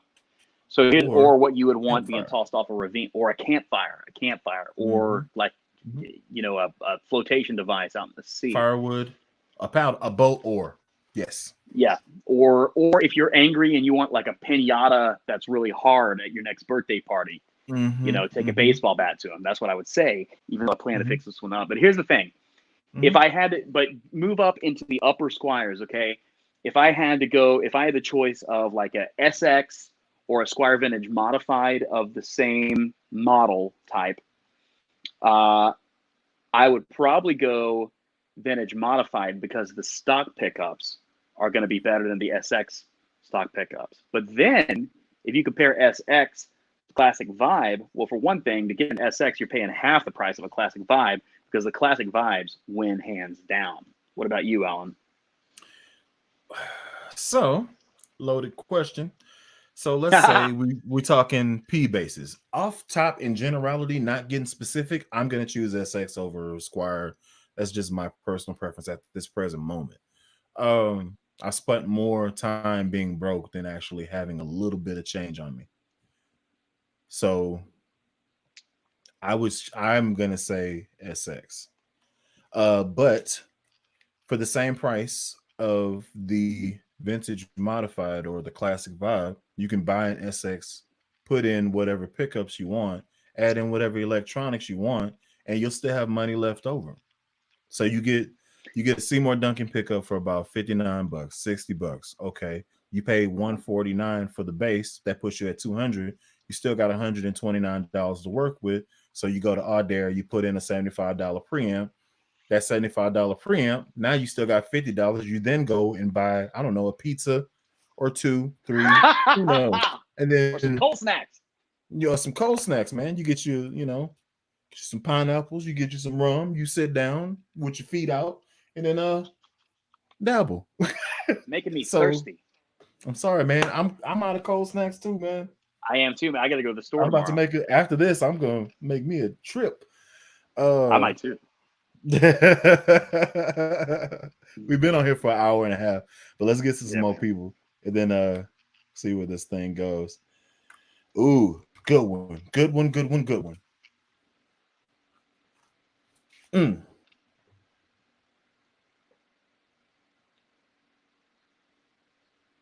S. Brown, that could be a relative of yours, Alan. Good. It could very well could be. I don't know. Like Steve Brown or Sandra Brown. So, what's your top 3 bass amps?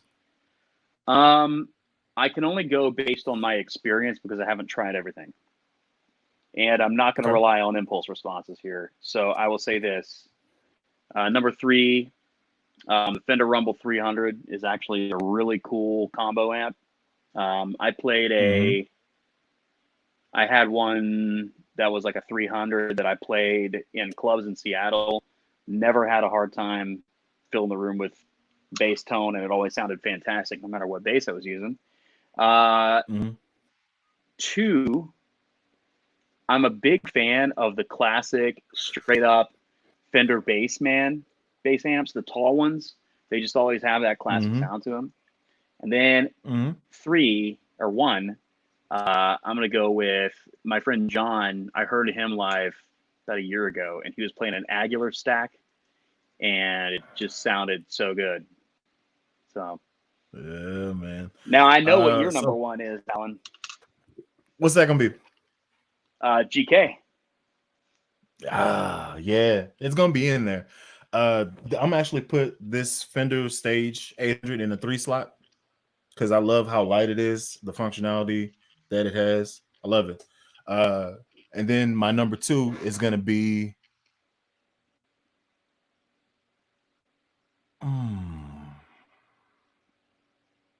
Crazy. I don't want to be cheap and then just say the Aguilar Tone Hammer into a 12. I don't want to be cheap and say that because it's a thing. It's a thing. There's not many sounds that are better than a Tone Hammer sitting with 2 12s there. So you're right, man. And then I gotta go GK. I don't know if Aguilar is number 1 or number 2, but GK is definitely in there and it's high. So that's a 1001 RB on top of 4 10s and a 15. Yep. Can't beat it. You can't. Good question, S. Brown. Appreciate that. You got to put apples against apples. You know what I mean? Yeah. And I've played through all of them. So, you know. Okay. Kevin has a Rumble 300. Okay. So Jeff Wood uses an amp portable half stack for live gigs. What's your favorite amps for live gigs? I tend to go my Fender Rumble Stage because it's easy to move in, easy to move out, to mess with nobody or depend on anybody. So, do want to say that.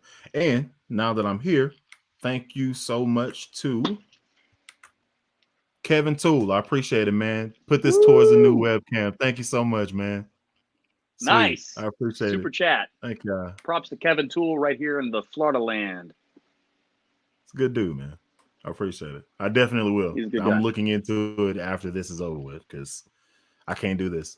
This has to be better. If I want to make this a thing with my boy, this has to be good. And we got to do something about I think I'm going to have to figure out how to make my, yeah, we got to figure it out, how to make it better. Yeah. Ibanez EHB. I don't know what that is.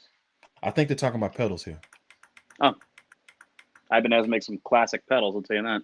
Okay, so let's see. The HB 1506 come with a dual Nordstrom big split pickup. Ooh.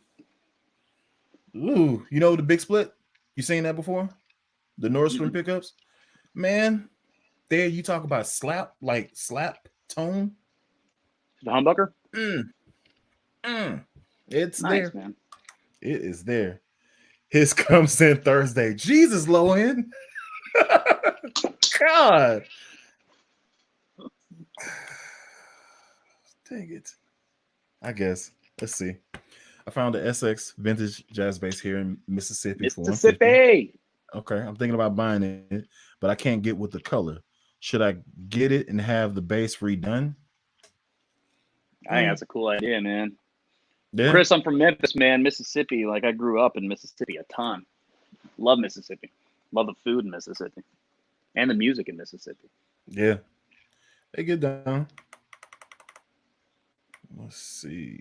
Where we at? Oh, man. Hold on. I ordered one of those 2010, 2001, BB4. Okay. Lowendlobster just said the EHB is the headless Ibanez bass. Uh-huh. So here's the thing. Yeah. I feel that. We don't know.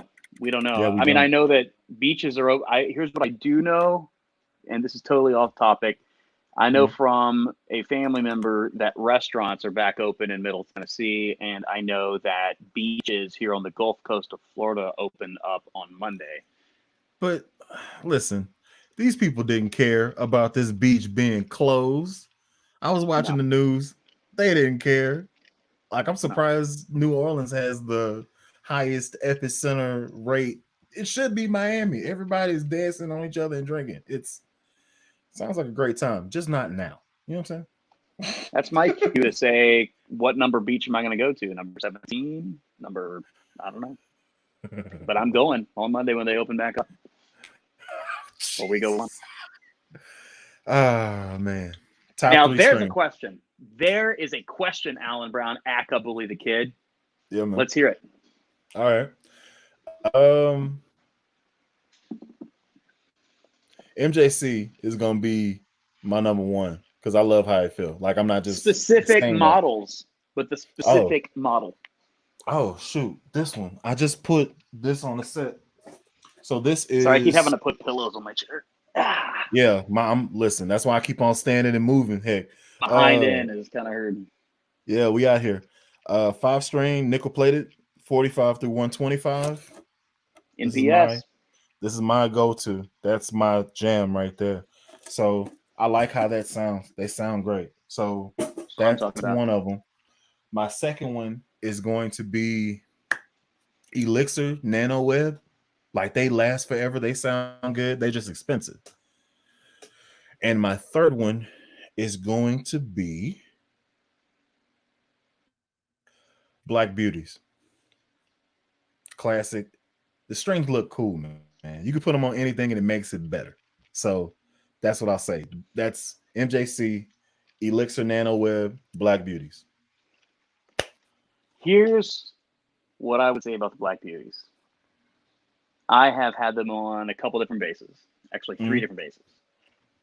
But I felt that the Black Beauties and some of the other DR coded strings, I felt like they took a little bit of punch out of the sound, and also took a little bit of high mids out. Yeah. Like it didn't kick as hard. And for me, I like it to really kick. So one thing that you're right, that's true. it becomes more pronounced the more oxidation the strings get. The longer they sit on the bass, the more the mid-range scoops out.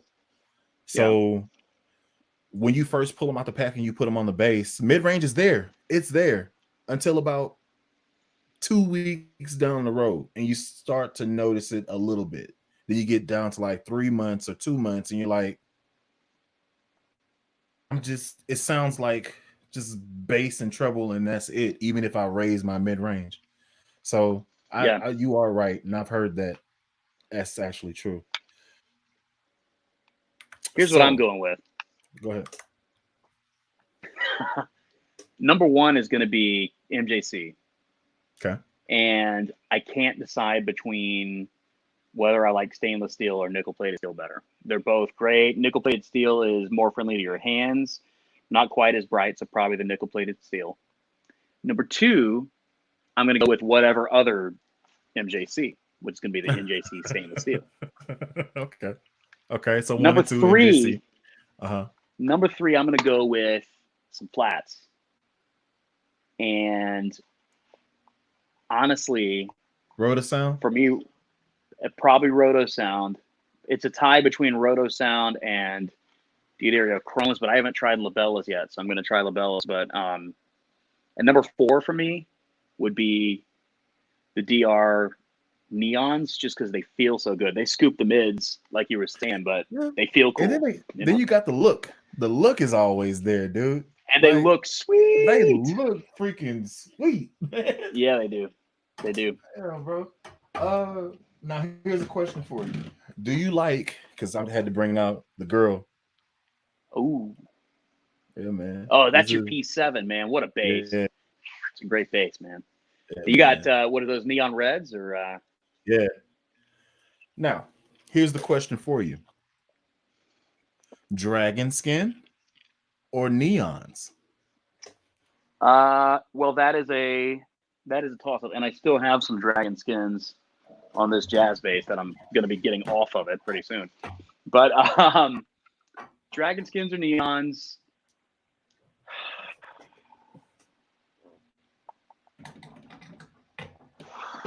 I don't know. Let me feel them real quick.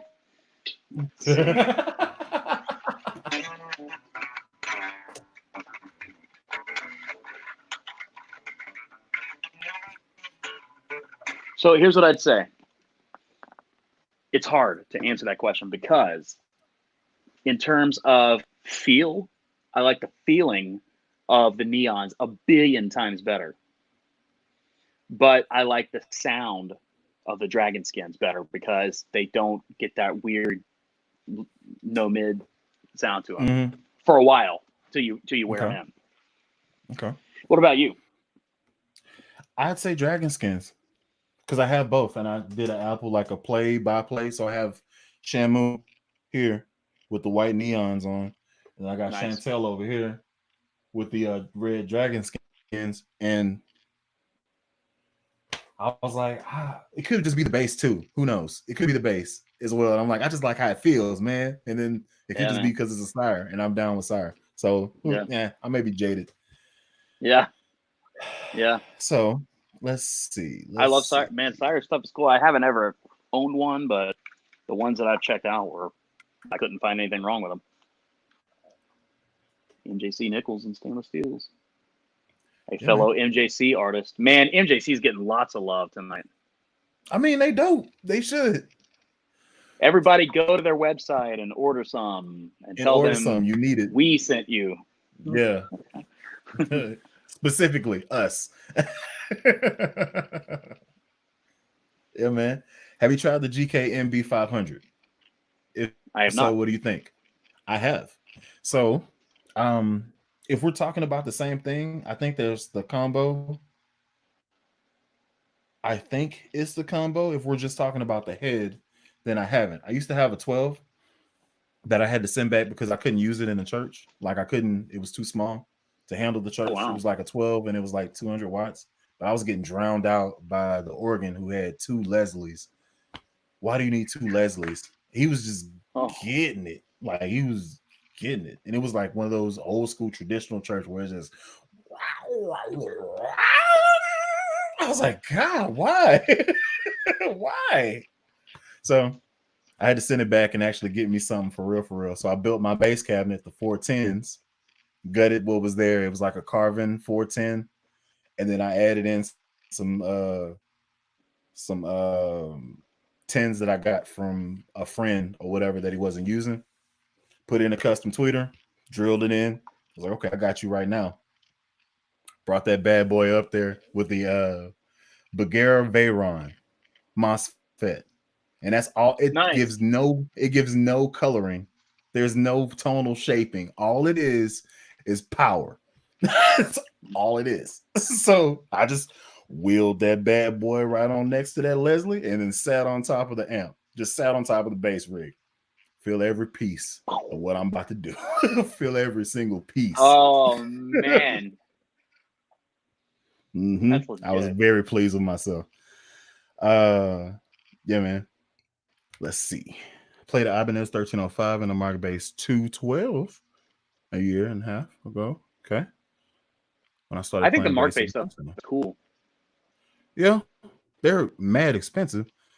Yeah, they're hella expensive, but they are cool. I've heard some bad stories about how their company, like, you can't get in touch with them and stuff like that because they're an Italian-based company. So I've heard some nightmare stories about like warranty issues and stuff.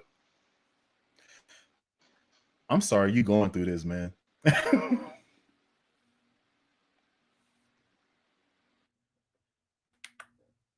Yeah. Weird. Would I be correct in assuming the Ursa 2 neck is the Jazz neck? You would be 100% correct. Yep. Because this is the Ursa 1 neck, which is the P neck. You can see that it's very much a P-bass style nut width. Mm-hmm. Okay, let's see.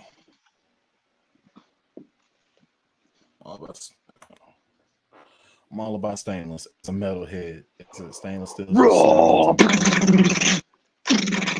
Raw. Raw. Honestly, there's a ton of metal music I like.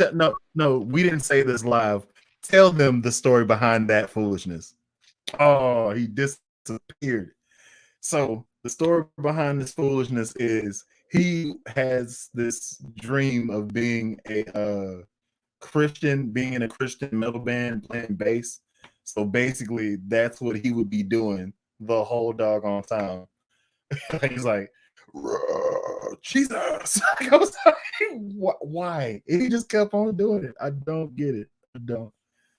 It was weird. It's just it's a thing. Oh, his phone died.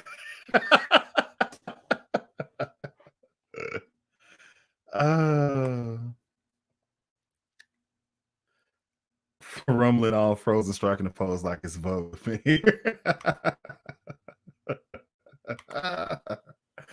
So hopefully he's coming back for a little bit.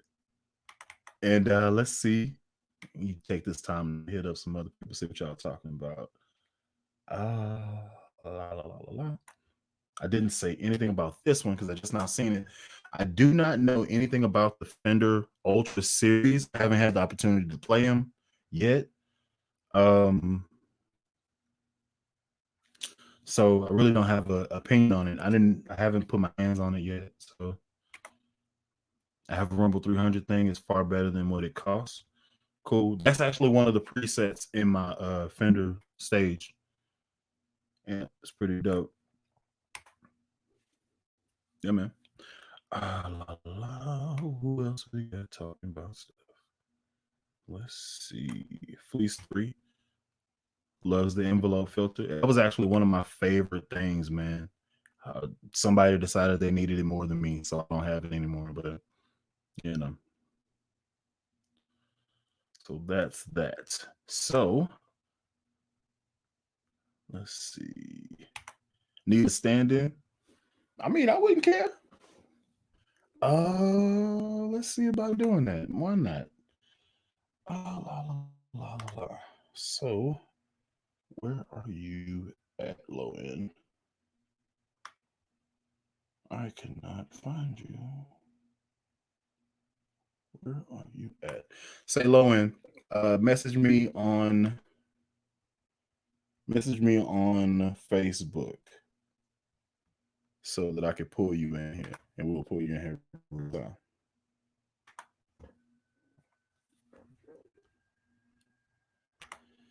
Hey, Rumblin, just checking your channel. Looks great. New sub. Ooh, appreciate it, man. So if y'all like me and what I do, y'all are definitely like Rumblinman. So if y'all watching this, he's good people, man. Go ahead and check him out.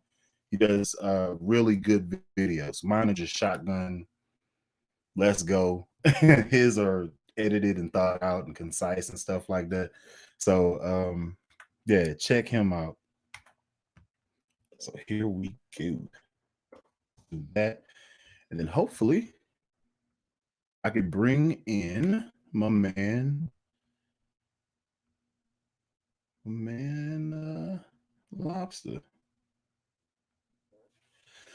Might be a little bit weird, but we will see what happens.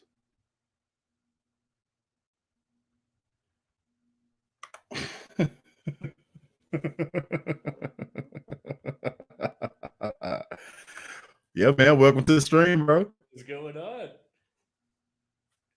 Can you hear me? All right, I ain't doing too much. Yeah, I hear you. Cool. What's going on, man? Oh man, business. Just hanging out. Business just picked up. We got the lobster in here. So let me ask you this. Oh, by the way, check out Low End.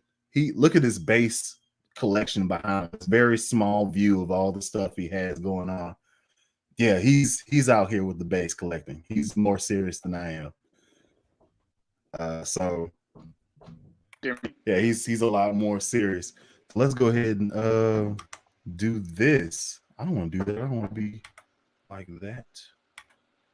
What's the best? Who invited the lobster? Yeah, man, he decided to jump in here, which is cool, you know. Can you hear me? Jeez, man. Yeah, I hear. Everybody's good. What's he do? He got the claw. Come on now. I told you. Hold on, y'all. So much for my phone. Hello, Lowendlobster. Greetings. He's gone.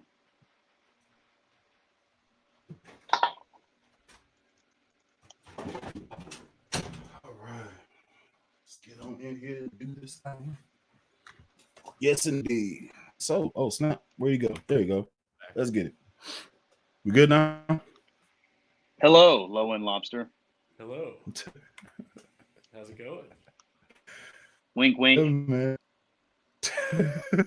Y'all are awkward, dude. This is not what I thought this was gonna be like. Am I winking? All right, I gotta move this to where my phone was. I'm picking up a mic stand here. Believe you played any GNL bass guitar? Oh, crap. And what drums do you play? Being so weird, man. This is going on my channel, y'all. I didn't mean for it to be this way. My phone died. That's why I disappeared. Yeah, it's all good. So to answer your question, Steven, yes, I have played GNL bass guitars before. I had the opportunity to play a 5-string jazz. It was pretty cool. It's pretty good. Had a nice tone, had a nice slap to it. But expensive. Like that's a thing. Like this, the Fender umbrella, so that cost a lot. And I couldn't justify buying it. And what drums do I play? I currently have an electronic drum set, and it is a Roland TDK 17 KVX. I don't have any acoustic drums because, you know, I'm married and I like my life. So figured I would not do that to everybody in the house whenever I wanted to record tracks. And it's really, dude, really? It's easier to record drums because you don't have to use any microphones. You can just plug the kit directly into the interface and go. So that's why I have the electronic drums rather than acoustic ones. Jeez. Hey, Alan this Brown is- lost like 10,000 subscribers tonight. There he is. Yeah, man. That's pretty much what is this train Hey, I wreck? of have hair in foolishness that happening? picture. Yeah, man. I gotta change my pic. Oh, he's turned on. We did it. Us too.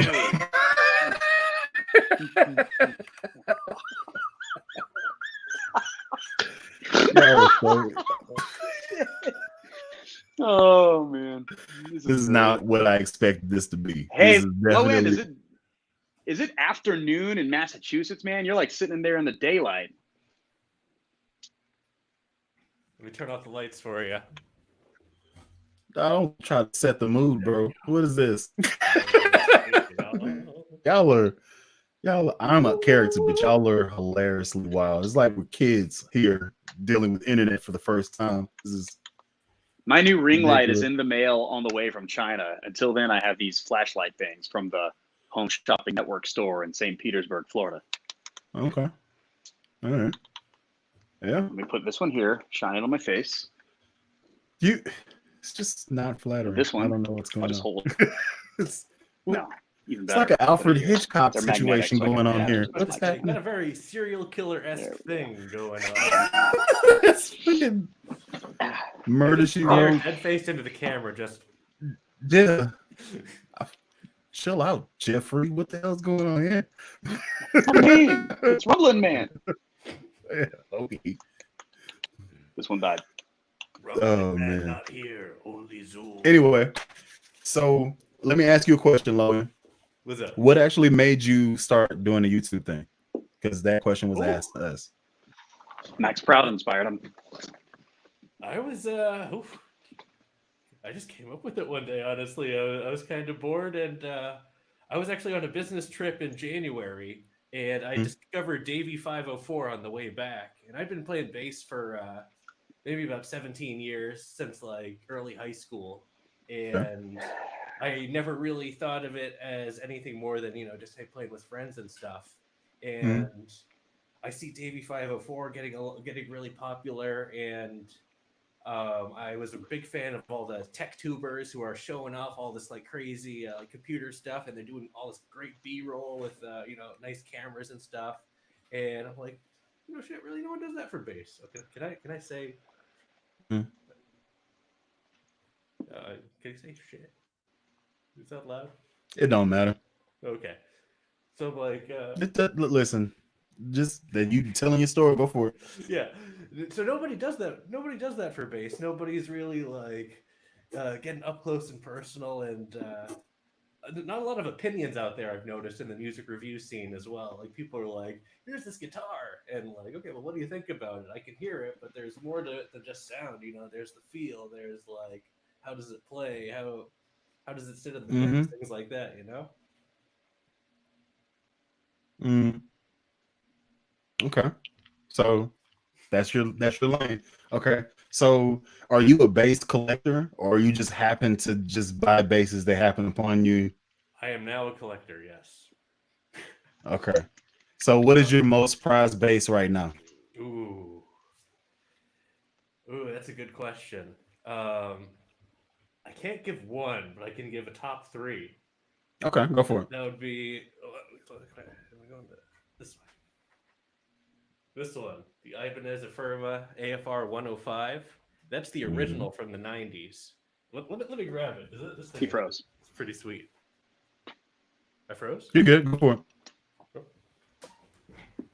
Wait, he's not frozen on YouTube. He's frozen for us, so he's not frozen on YouTube.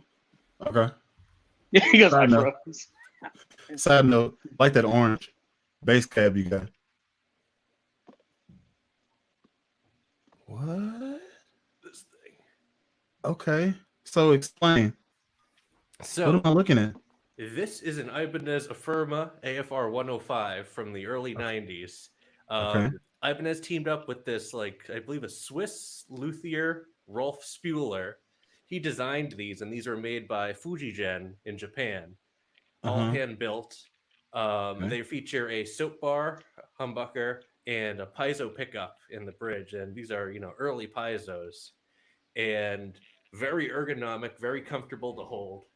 24 frets for at least the the G string, and then it kind of curves out there. That is not a soap bar. It's I don't know what kind of soap you've been using, Lowendlobster, but that ain't no soap bar. Let me ask you, this, my man. Let me ask you this. Looks like there's a groove, and is that a ramp? What's going on with that? Thumb ramp. So they all come with this. It's a thumb ramp, but it's in the body versus sticking out. I hate thumb ramps that are sticking out because I don't rest my thumb on those. I rest my thumb on the B string or the E string. And then if I'm playing that string, I kind of just push my thumb off it. It may not be the best technique, but it's my technique, and it's been working for me for a while, Yeah. Okay. And this works well for me versus the ones that stick out. Ibanez actually reissued these recently, back in 2019, and they're still out. I got the reissue too.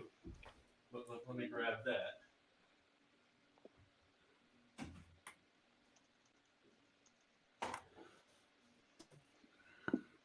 There we go. This is the reissue. And if you notice, it has an extra knob. So wait, you got two? This is the reissue, and then that's the original from the 90s. Jeez.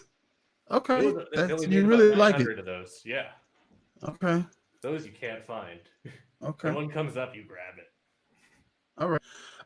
So here comes the question. Well, you said one. Are you Darth Vader? You said one. What's the other two? Other two. What's the other two? My Rick 4003 SW Walnut. Man, forget this guy. We're done.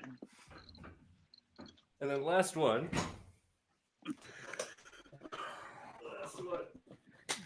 Only Rick I want to see is the Harley Benton Rick. This one. My Fuji Gen. Huh? Those are really cool. FGN.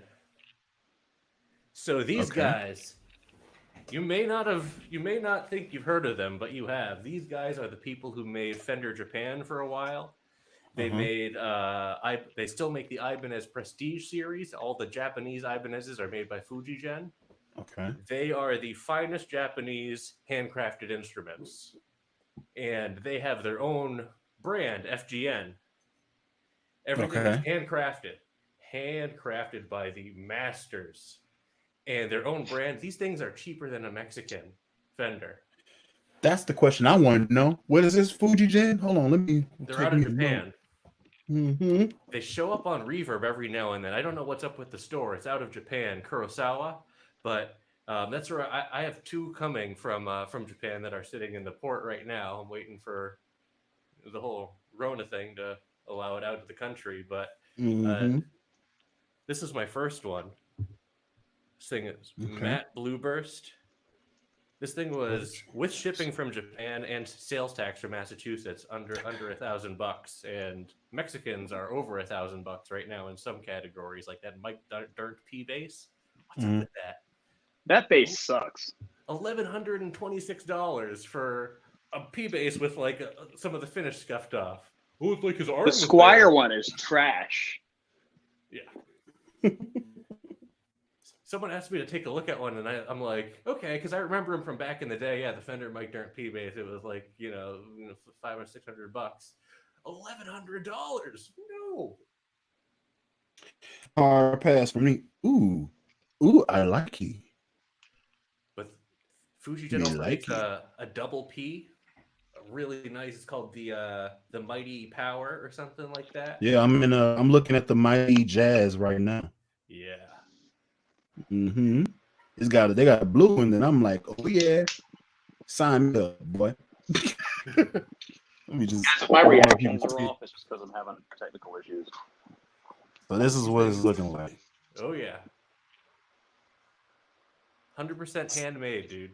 Handmade, handcrafted by the masters. So it's no factory BS. And it's coming with Seymour Duncan too. Oh, yeah. Oh, 2 volume, 1 time. Seymour Duncan, EMG. I mean, they're different lines, have different pickups, but How Everything much is is it? built perfect. Guitar tuners. So I you got shake I got one essentially. that's basically it's a Geddy Lee, basically, except it says FGN on the headstock instead of Fender. Shipped Okay. from Japan, $750. Oh, sweetness. Cheaper than a Mexican Geddy Lee. Gonna be Mm-hmm. eons better than probably even an American Geddy Lee. I'd have to check that out. So this question popped up, and I'd like to hear the answer, even though I know that number's going up. Do you want to know, like, in this office right now, or Oh, dang it, man. He's the one- compartmentalizing the answer. so in this office there's about 42. Dude, was that audible? 42? There are not Yes. 42. No way. And then about ones that are coming in the next few weeks, maybe about 3. But 45 bases. That's but far then more than there's 3 three guitar coming, centers of 3 bases. coming from Japan that are going to take a while. There's that one that's mine that he's holding up. And then I got 3 coming from what should we call it? Thoman. 2 Harley what Benton? do we call it? 2 Harley Bentons and that Chinese Sadowski Warwick thing. But that's like Nice. like 2.5 months or something like that. Jesus. You living a good life. Can't complain. Yeah. Here we go. Question to the board. Y'all answer first. Yes. So I started studying music theory when I was the ripe old age of 3. I started playing classical piano, like just taking piano lessons, and I stuck with that till I was 14. I did classical trumpet in elementary school and middle school, and then high school. I'm like, I want to be cool, man. I want to play the guitar, play the bass or something. And watching TV, and I see this dude with this big ass guitar, and I'm like, yeah, man, I dig that. I want to play the big guitar. Yeah, that's basically it. Freshman year, I picked up the bass, and that was that. Here I am. All right, I can dig that. So, But a lot of Rumble? music theory, yeah. Yeah. Rumble, how'd you get started? He's just Sorry, I was listening to you talking a few seconds ago. All right. No, well, sometimes I have it in real time in this ear, but when that goes away, then I listen to it 5 seconds ago in this ear. All right. So my story is this: when I was 8, my dad taught me guitar, and I picked up bass when I was 13 on this Gibson Grabber bass from the 70s. And I started to play in a band. And then I remember when I was about 15, my dad was throwing away a bass amp. And I said, man, don't throw that away. I might need it at some point, you know? And so I played through high school. I was playing guitar and bass in different bands. And then my early 20s, I was playing guitar and bass in different bands. But then when I went on the road and started hanging in Seattle and stuff, I put guitar away for about 4 years, and I just focused in on bass, and that's when I started my channel. And then I didn't pick up guitar again until I moved to Florida and started playing guitar for a living, or at least I was before COVID. And so now I'm back to focusing on guitar, the dark side, and bass, the light side. I'm doing both, but yeah, it's just been topsy-turvy. But I never studied any sort of music theory. It's always just been by ear. Can't read tablature. You know, you put me in front of anything intelligent and I blank out. Tabs with the devil, Bobby. What about you, Alan? I can believe it, kid. I got flats on here. You are frozen at the present moment, my man. Shit. So for me, my story is I played drums initially. And we went to a church in the country, and they had this lead guitar player, and he was pretty good, man. I think he's a black dude, but he was a shredder. Like, he was a shredder. So he's doing all these ridiculous riffs and runs in the middle of a song. I'm like, man. So I go and sit by him rather than play the drums. He's gonna come back. Rather than play the drums, and then he seen me watching his fingers, and he asked me if I wanted to, like, this is back when I'm like 14, 15 or so. Yeah, he was like, "Hey, you wanna play?" I was like, "I don't know how to play that." He's like, "Well, would you want your own?" And I was like, "Yeah, sure." So he went and talked to my mom, and he sent me my very first bass. So yeah, it's actually a Roadstar. It's actually, I'll have it. It's old and beat up, and it's relict. That's what I'll call it. It's relict. To the core. Oh man, it sounds great though, but it's yeah. So that's how I did it, and I don't know how to read music. I don't know how to. Roadstar. Yeah. Well, mine looks like a traditional Fender. So let's see. Where are you at? No. Nope. Give me a second, Fender. I'll be back. My opinion about music theory is like, So you can. this is my girl. Oh, sorry, I didn't realize you're going. So sorry. So this is my girl. This is the first one I've ever owned. Ibanez, and it's a piece. Roadstar, 2 bass series. That's what I'm talking about. It's nice, man. And mine was also made in '84. So found that out. It's older than me too. Badass old school IBP basses. Those things are great, man. It sounds good, man. And I only had to like change the electronics on it because it's from the '80s, man. So stuff breaks eventually. And I wasn't the most gentle with it. So there's been Sharpie taken to it just to get some dings out and coloration. Don't judge. So yeah, so that was that. This is an '84 Roadstar. Oh yeah. 2 humbuckers split. Honestly, when it's humbucker and this splits into single, it sounds a lot like a PJ. It can sound a lot like a J, and it sounds a little like a P. I sent you a recording the other night, Lowendlobster. Is a Glary J bass worth getting if you have relatively small hands? It's a good bass, and you can adapt to whatever you play, but it's going to be difficult because it's really fat neck. So I would suggest. Well, obviously, Rumblin is like, nah, that's a no. Ghost Rider. Yeah, so it's going to be difficult if you do that. Yeah. It's like playing a baseball bat, man. Here's the thing with a Glary. I mean, get the Glary and then spend another $50 on a new neck because, man, those necks of baseball bats. I mean, that's an option. So you can do that. He did. Baseball. At that point, you're in SX territory, though. It's true. You're a little bit cheaper than SX because if you pay $50 and it costs you $75, that's $125. SX is like $179, $189 plus tax. Back in my day. That's me. You whippersnappers, I don't understand it. Yeah, that's $100 and you get a nickel back, a shiny nickel. Oh my God, you've done it again.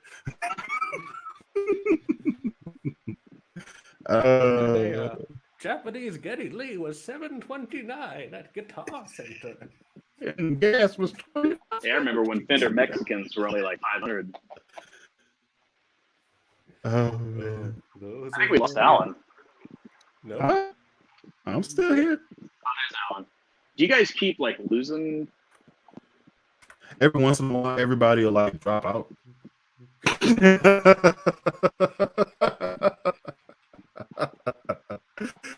Kevin, you hilarious as heck, man. I had to show that because it's really funny to me. I'm a little scared to meet you now, Kevin. You know, you've already done this. He's gonna get your ass on and popping. You want a big dog, big boy. Oh, y'all over there chatting it up in the doggone comments. Yeah, man.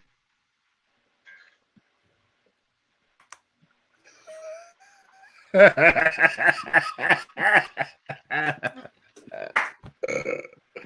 love it. I love it. Hey man, I'm gonna go ahead and go because I need to make it to the store to get these cold snacks so I can go to sleep. We're gonna go ahead and end this thing. Special thanks to Low End for dropping in on this situation. Thanks for having me, man. Another thanks to old Rumbling Man here for doing this, and hopefully this could be a thing. Who knows? I actually liked everybody for the most part. It was weird for a minute at the very beginning, but pulled it around on nicely. Thank y'all for dropping in, and till next time, y'all be easy.